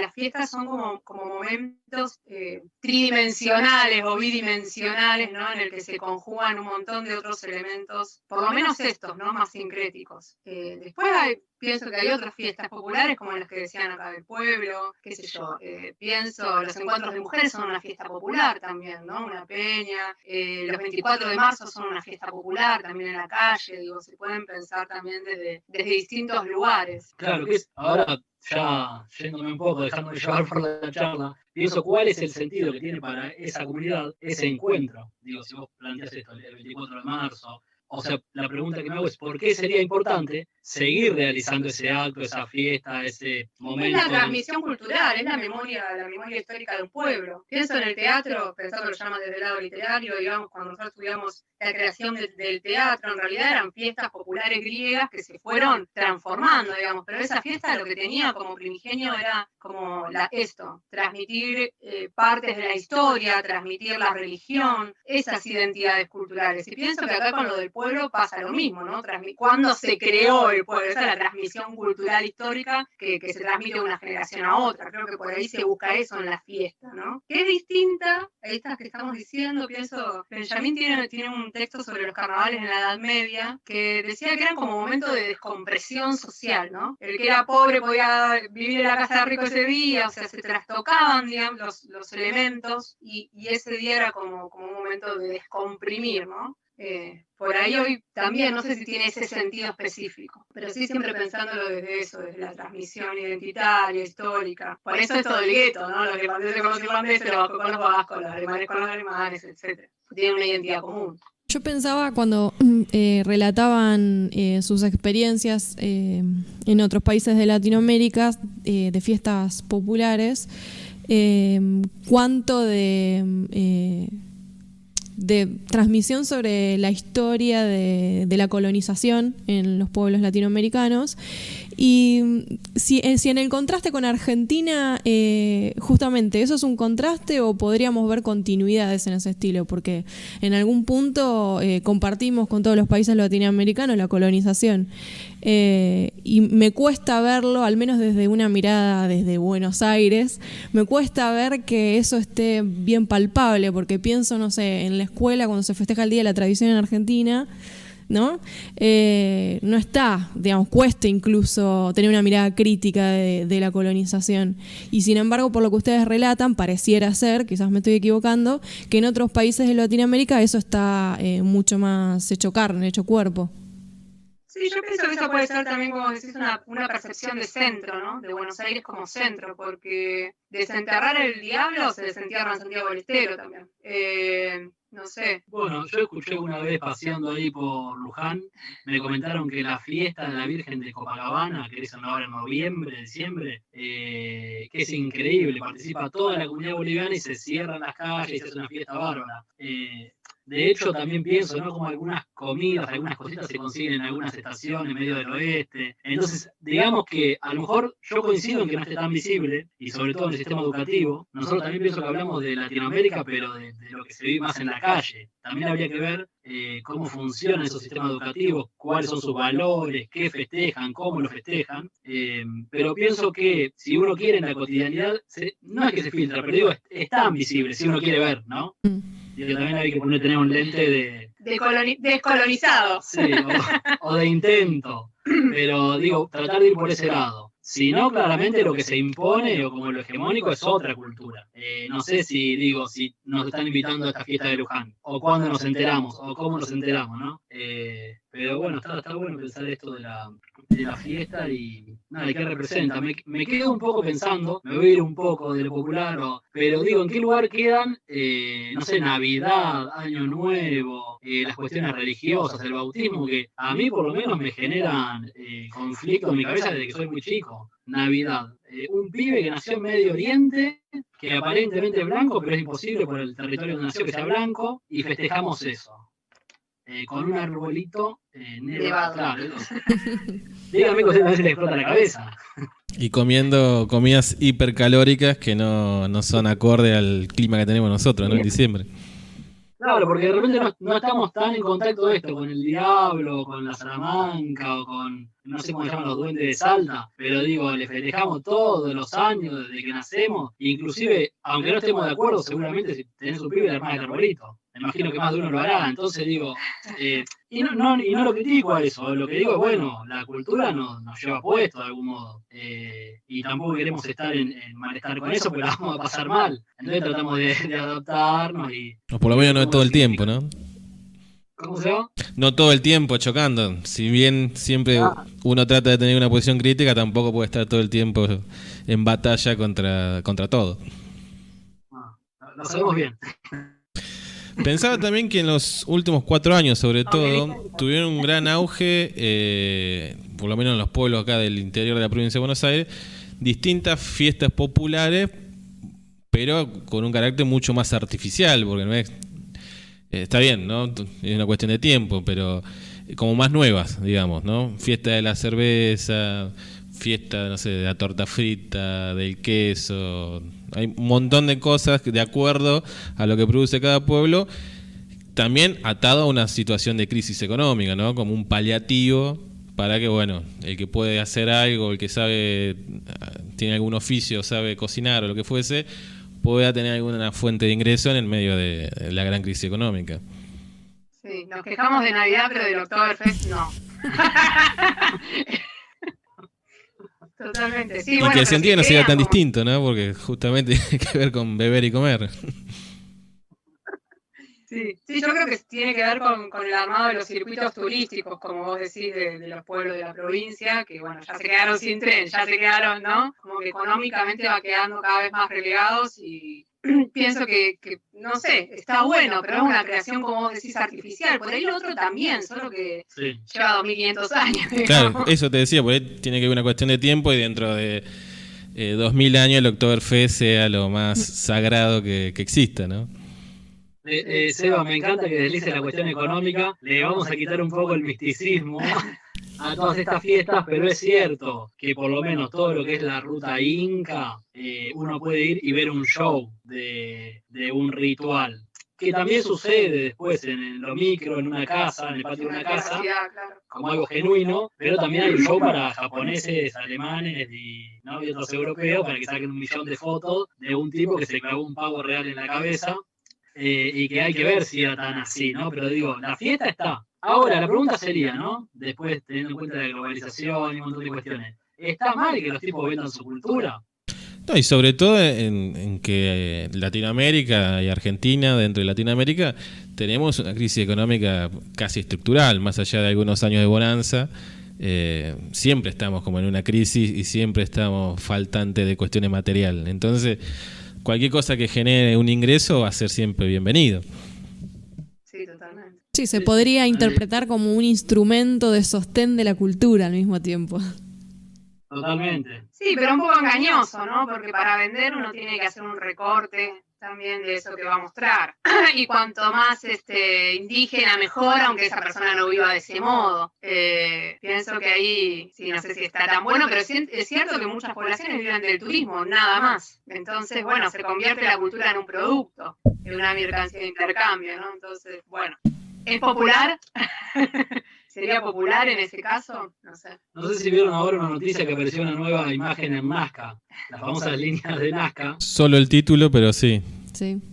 Bueno, no, usándolo un poco así a tono de broma, es como, yo pensaba así, ¿no? Como digo, quizás hacen aparecer una figura más, ya que viene todo tan decadente el turismo, qué mejor que aparezca una nueva figura, o un nuevo templo, o algún pariente de alguien, como... Pero bueno, qué sé yo, esa es la cuestión de que es dinámico todo, digo, la realidad, la economía, la cultura, y nosotros a lo sumo lo que vamos a hacer es apreciar esas transformaciones que van aconteciendo. Sí, ser parte de lo popular también, de esas festividades, ¿no? Formar parte. Desde un lugar de observador y de participante también, porque si bien en Latinoamérica nosotros hemos estado un poco de observadores, porque además, bueno, somos un poco gringos los dos, entonces es más perceptible, digamos, pero también participar de esos espacios de transmisión es súper interesante, más allá de la cuestión económica, ¿no? Conocer otros sonidos, otros sabores, otros olores. Creo que en la participación la fiesta popular tiene que ver con eso. Con ir a Plaza de Mayo y sentir olor a chori, digamos. Sí, estaba pensando, y vale el ejemplo que acabas de mencionar, que también las fiestas populares las podríamos empezar a entender como un espacio, bueno, de disputa para hacer la lucha e instalar, que es la gran pregunta de la charla, bueno, qué es lo popular y qué no lo es, y bueno, dar el debate también a eso. Sí, o qué quiere transmitir uno, ¿no? Con eso.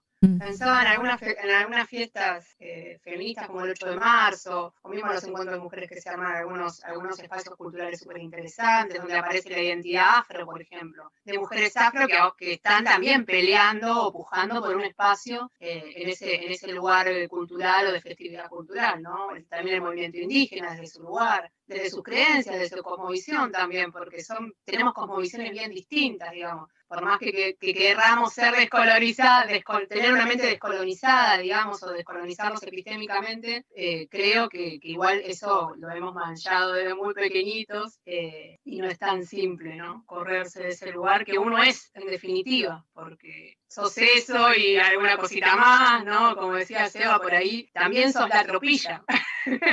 Aunque te parezca que no está tan bueno, pero también forma parte de tu identidad. Pensaba con la cuestión del encuentro de mujeres, que este año no se hizo tampoco. Este año no se hizo. Se hicieron algunos encuentros, charlas virtuales y eso, ¿no? Pero claramente no es lo mismo que 30.000 mujeres en la calle. Claro. No, que digo, poniendo nuestras corporidades. Lo que es encuentro de gente ocasionaba mucho ruido en la sociedad. Sí. Siempre se escuchaban quejas y cuestiones. Y bueno, me comentabas que hacia adentro también está esa discusión. Si era pluri. Claro, sí, totalmente. Primero era un encuentro nacional de mujeres, después se pensó como un encuentro nacional de mujeres, travestis, trans, etcétera, ¿no? Que todas las diversidades puedan participar de ese espacio. Y desde el año pasado y hace algunos años también con la cuestión mapuche, que tuvo mucha resonancia y varias compañeras que formaban parte del encuentro, empezó a aparecer esta idea de encuentro plurinacional de mujeres trans, travestis y otras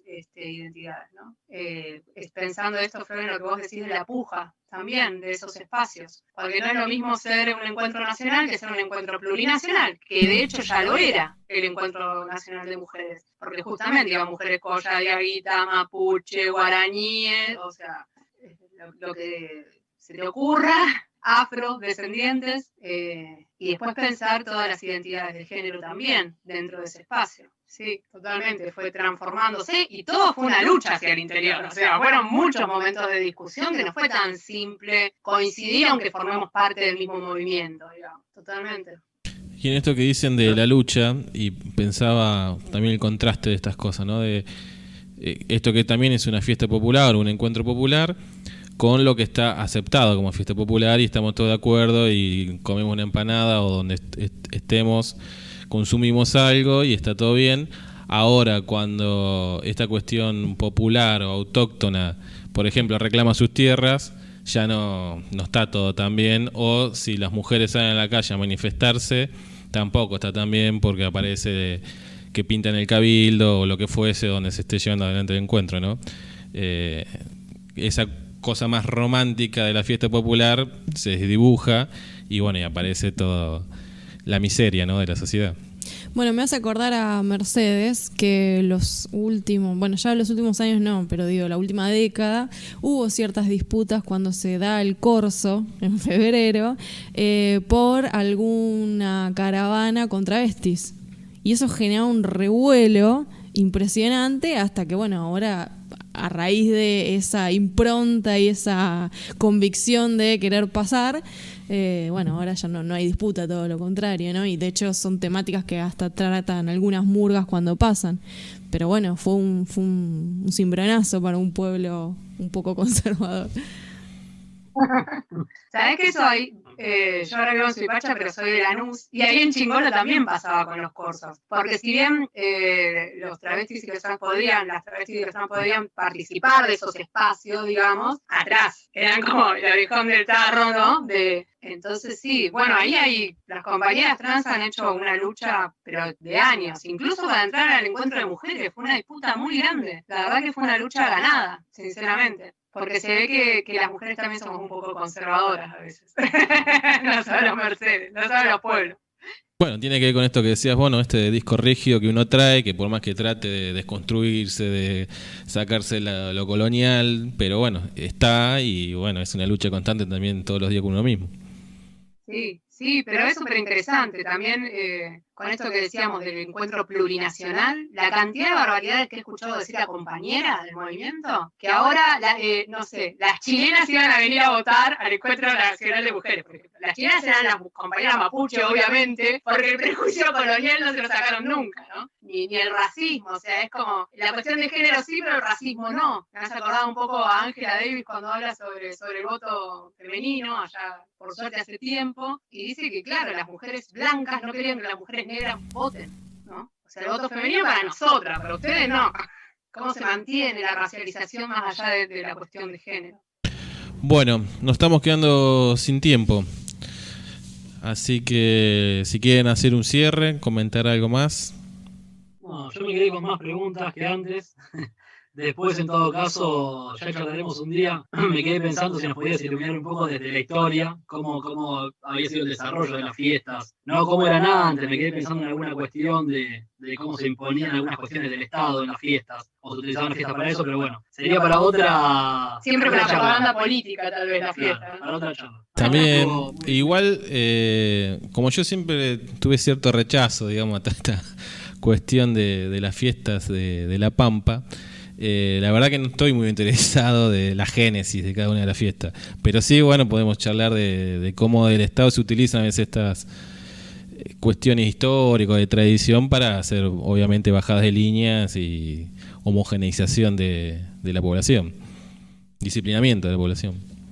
Sí, totalmente. Bueno, muchas gracias por la invitación. La verdad que hablar de estos temas siempre es interesante, ¿no? Esperamos no habernos ido mucho por las ramas. No, creo que no, que estuvimos bastante acotados al tema. Pero bueno, me quedo con eso, con las disputas culturales por esos espacios, con el sincretismo también, y con qué es lo popular. Queda ahí un poco abierta la pregunta, ¿no? Sí, que participe más gente también, así seguimos enriqueciéndonos. Bueno, muchísimas gracias. Gracias, chicos. Sí. Un abrazo. Saludos. Un abrazo. ¿Estás desconectado? Un Vinito Radio te spoilea la realidad. Spoilear, 2 puntos. Contarle y o mostrarle información concreta sobre un acto a alguien que no lo sepa y sin el consentimiento de esa persona. Esto se usa mucho con las películas y series. Un Vinito entiende la realidad como un concepto relativo y no absoluto, por lo que ponemos en cuestionamiento la realidad que te estamos spoileando. Punto.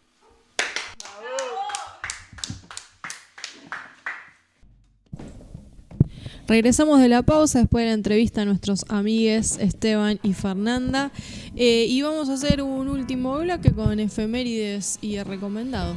Tenemos mensajes con respecto al tema del día. mucha participación de los oyentes hoy, por suerte. Le mandamos un saludo a León, que estuvo atento escuchando a sus tíos. Y también tenemos a Dios, que nos decía que la diosa azteca con la que se identificó a la Virgen de Guadalupe se llama Coatlicue. Creo que lo pronuncié lo mejor que puedo. Y después teníamos también mensajes de Fernando, que nos decía que bueno, que es un tema que se da para muchos debates, y nos hacía la salvedad de lo que es vivir una fiesta popular siendo del lugar y estando de paso, ¿no? Estar un mes entero con los carnavales en Río, en Gualeguaychú, debe ser difícil de digerir, ¿no? Me imagino que uno ya se debe acostumbrar en algún momento, pero no debe ser lo mismo que ir a disfrutar de los carnavales, ¿no? Bueno, disparamos muchos temas. Creo que queda también, bueno, profundizar, y esto de qué transmiten las fiestas populares, si pueden ser una mercancía en sí mismo, esta cuestión de los valores, qué valores hay por ahí, no en la superficie, pero bueno, esto que decíamos de algunos machismos, algunos maltratos, sobre todo a los animales, ¿no? Pienso en una jineteada, qué valor transmite esa fiesta popular, ¿no? Bueno, dijimos efemérides. Vamos a hacer el recorrido, como ya se nos ha hecho habitual, por efemérides que han quedado días atrás, no solamente de hoy. Por ejemplo, el 20 de octubre del 2010, el militante del Partido Obrero, Mariano Ferreira, falleció de un tiro en el pecho, disparados de un grupo de afiliados a la Unión Ferroviaria en una marcha de los trabajadores contratados, que lo que exigía era el pase a planta permanente del ferrocarril General Roca. En ese momento, el ex secretario de la Unión Ferroviaria, José Ángel Pedraza, y Juan Carlos Fernández, fueron condenados a 15 años de prisión como instigadores del crimen. Mientras que Cristian Favale y Gabriel Sánchez recibieron 18 años como autores materiales. Bueno, un capítulo oscuro de la historia argentina también.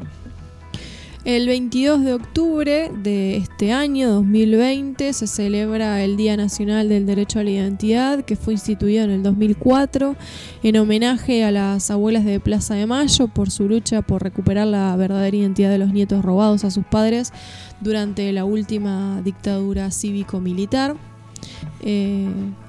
Si bien es un día donde se recuerda el derecho a la identidad de los nietos expropiados durante la dictadura militar, también hay que decir que el derecho a la identidad lo podemos hacer extensivo a las personas que no conocen su identidad por fuera de la dictadura militar, que es un gran problema también que tiene el Estado argentino. Y que está consagrado en la Declaración de Derechos Humanos, ¿no? Exactamente. El 23 de octubre, esto me generó mucha ternura porque trabajando con un paciente por Zoom me dijo: hoy es el cumpleaños de Charly García. En 1951 nació en Buenos Aires el músico, compositor y cantante Carlos Alberto Charly García, una de las figuras más importantes del rock argentino y latinoamericano. Ganó un premio Grammy y 6 Carlos Gardel, entre otros galardones, y en el 2010 fue declarado ciudadano ilustre de la Ciudad Autónoma de Buenos Aires. Bueno, hoy no tenemos música de Charly García, pero es asiduo de un vinito. Tuve la oportunidad de verlo en Luján, un día que dijo: voy a estar tocando, y yo me estaba llegando a Mercedes y dije: me voy de vuelta. Yo no tuve la oportunidad de verlo en vivo a Charly, que es uno de los pendientes. No sé si me queda mucho, debería apurarme, pero no tuve el agrado de escucharlo en vivo. El 24 de octubre de 1915 se disputó por primera vez en la primera división del fútbol argentino el clásico entre San Lorenzo de Almagro y Huracán, con victoria del equipo de Boedo por 3-1 en la cancha de Ferrocarril Oeste. Porque el único clásico no es River y Boca, ¿no? Exactamente. El 24 de octubre de 1929 se produce el famoso Jueves Negro, de una fuerte caída de las acciones en el mercado neoyorquino de Wall Street. 4 días después sería sucedido por el martes negro, o el famoso crack del 29, que desata una gran crisis financiera, recesión mundial, que va a durar hasta comienzos de la década del 40.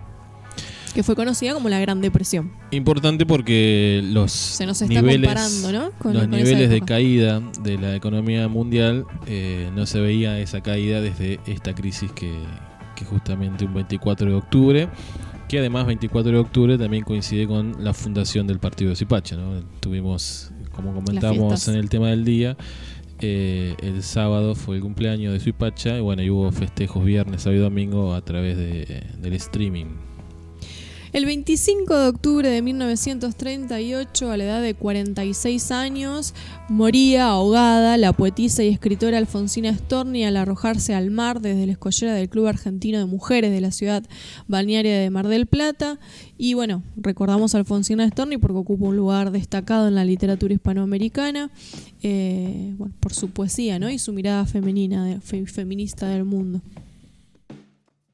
El 26 de octubre, que sería hoy, de 1813, la Asamblea General Constituyente y Soberana del año 1813, más conocida como la Asamblea del año 13, declara la soberanía del pueblo y suprime los títulos de nobleza, así como el uso de sus distintivos en las fachadas de los edificios en las Provincias Unidas del Río de la Plata. Durante la asamblea, que concluyó el 24 de enero de 1815, también se declaró que serán libres los hijos de esclavas, la libertad de vientres, y se suprimió la tortura y proclamó la libertad de prensa, entre otras decisiones. Tenía espíritu de declarar una constitución, la independencia y la constitución de esa asamblea, pero bueno, las fuerzas siempre reaccionarias hicieron de que no prosperaba. De ello, el nombre era Asamblea Constituyente del año 13 y no pudo ser así. Y hoy es el cumpleaños de Evo Morales, que nació en 1959 en la localidad boliviana de Orinoca. Así que bueno, Evo, que debe estar festejando un cumpleaños interesante por la vuelta del MAS al gobierno de Bolivia. Muy buena fecha para cumplir años. Bueno, y mañana se conmemoran 10 años de la muerte de Néstor Kirchner, que bueno, en el especial del peronismo yo conté que justamente su muerte marca el inicio, en mí al menos, de comprender al peronismo y entender el valor histórico del peronismo. Y también tenemos el cumpleaños de nuestro guía espiritual, Martín Carrizo, así que le mandamos un gran abrazo y beso y que tenga un hermoso cumpleaños dentro de lo que se puede en una cuarentena. Un feliz cumpleaños a Martín, que con toda su paciencia los viernes nos ayuda a echar luz por el momento al Capital, y vamos ahí teniendo lectura juntos. Bueno, nos quedaría el recomendado del día, que teníamos una película muy extraña que se llama Pienso en el final, del mismo director que hizo, se me fue el nombre, Eterno Resplandor de una mente sin recuerdo. Exactamente. Que yo me la confundo con El Resplandor, nada que ver. Eterno de Resplandor de una mente sin recuerdo, del mismo director. Muy, muy extraña. Una película que tiene que googleamos después, básicamente, las interpretaciones de la película. Como para saber si uno le erraba, ¿no?, la interpretación. Una cosa así sería. Interesante por la complejidad de la película. Es una película lenta. Sí, por momentos se pueden aburrir. Uno se puede aburrir por momentos. Tiene diálogos muy extensos, pero llega a cierto momento de la película que las escenas van cambiando y se va jugando con el tiempo de los personajes, y ahí es donde uno empieza a preguntarse, básicamente en malos términos, ¿qué carajo está pasando acá? Me hizo acordar algo nada de lo que había empezado era algo que nos dijo el profesor Liera, de que está bueno que a veces el arte no nos sea fácil, ¿no? Que no nos dé todo servido, y que bueno, que tengamos que poner nosotros también para disfrutar de ese arte. Bueno, esta es una película ideal para eso. Sí. Sí, porque incluso terminada la película uno se queda justamente con la tarea de empezar a dilucidar para él mismo, ¿no? Para los que miramos la película, qué nos significó, qué rol jugó cada protagonista, quién era quién, por qué hicieron lo que hicieron. Nos implica post película seguir pensando la película, y eso es súper interesante. Si a alguien le interesa, es una película para mirar. Bueno, sí, por momentos se pueden llegar a aburrir, pero al final de la película no le va a quedar ese sabor de que pierden el tiempo, ¿no? Para nada. Y teníamos... O sea, denle tiempo a la peli porque no se van a arrepentir. Teníamos otra recomendación, también del profesor Liera, a último momento ahora, a raíz de que el comentario que hicimos de que la NASA hoy anunció que había agua en la superficie lunar. Bueno, nos recomienda Iron Sky. No la vi, no sé vos si la viste. No. El argumento de la película, la hipnosis que nos manda es: un ejército de nazis escondidos en una base lunar durante 70 años prepara una gigantesca nave espacial para invadir la Tierra en el año 2018.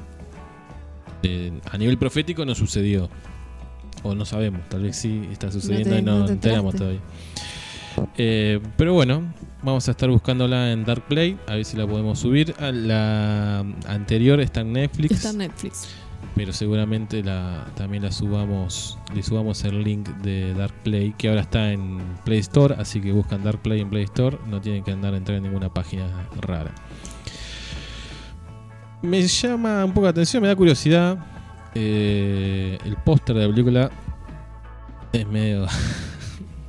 no te dan muchas ganas de verlo, porque es como precario, pero bueno, el argumento es interesante. La peli recomendada. Iron Sky. Y otra de las informaciones que nos pasaba el profesor Liera, acá lo encontré, es que en Bordighera, no sé si se pronuncia así, ciudad italiana, se decretó el toque de queda, ¿sí? Italia hoy también está con un rebrote fuerte. Pero bueno, la diferencia que están teniendo con la primera oleada es la cantidad de muertos. Es mucho más baja de lo que venía siendo. No está el dato de Italia hoy, pero creo que era alrededor de 17.000. Ya pasó el 500.000 de contagios en Italia. Bueno, hemos tenido un programa con mucha participación de oyentes, cosa que nos pone muy contentos. Esperemos que sigan así.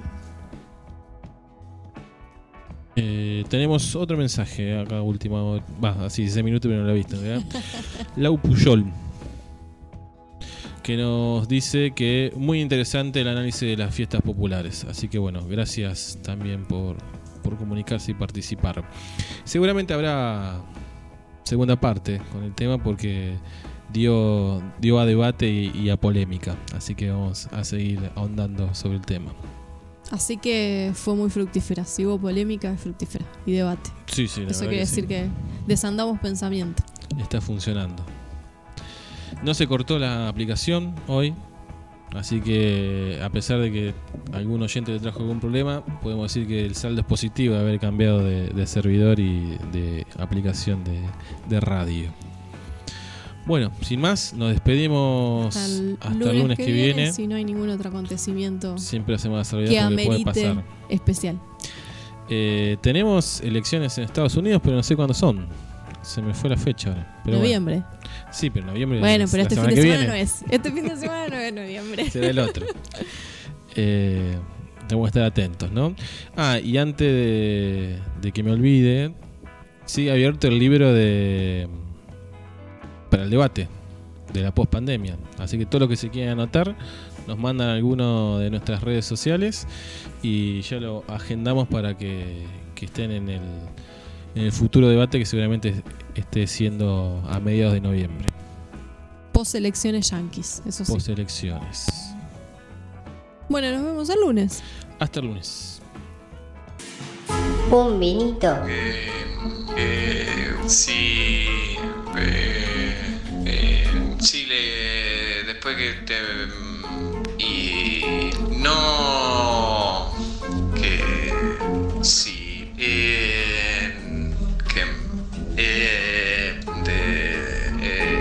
te deja pedaleando.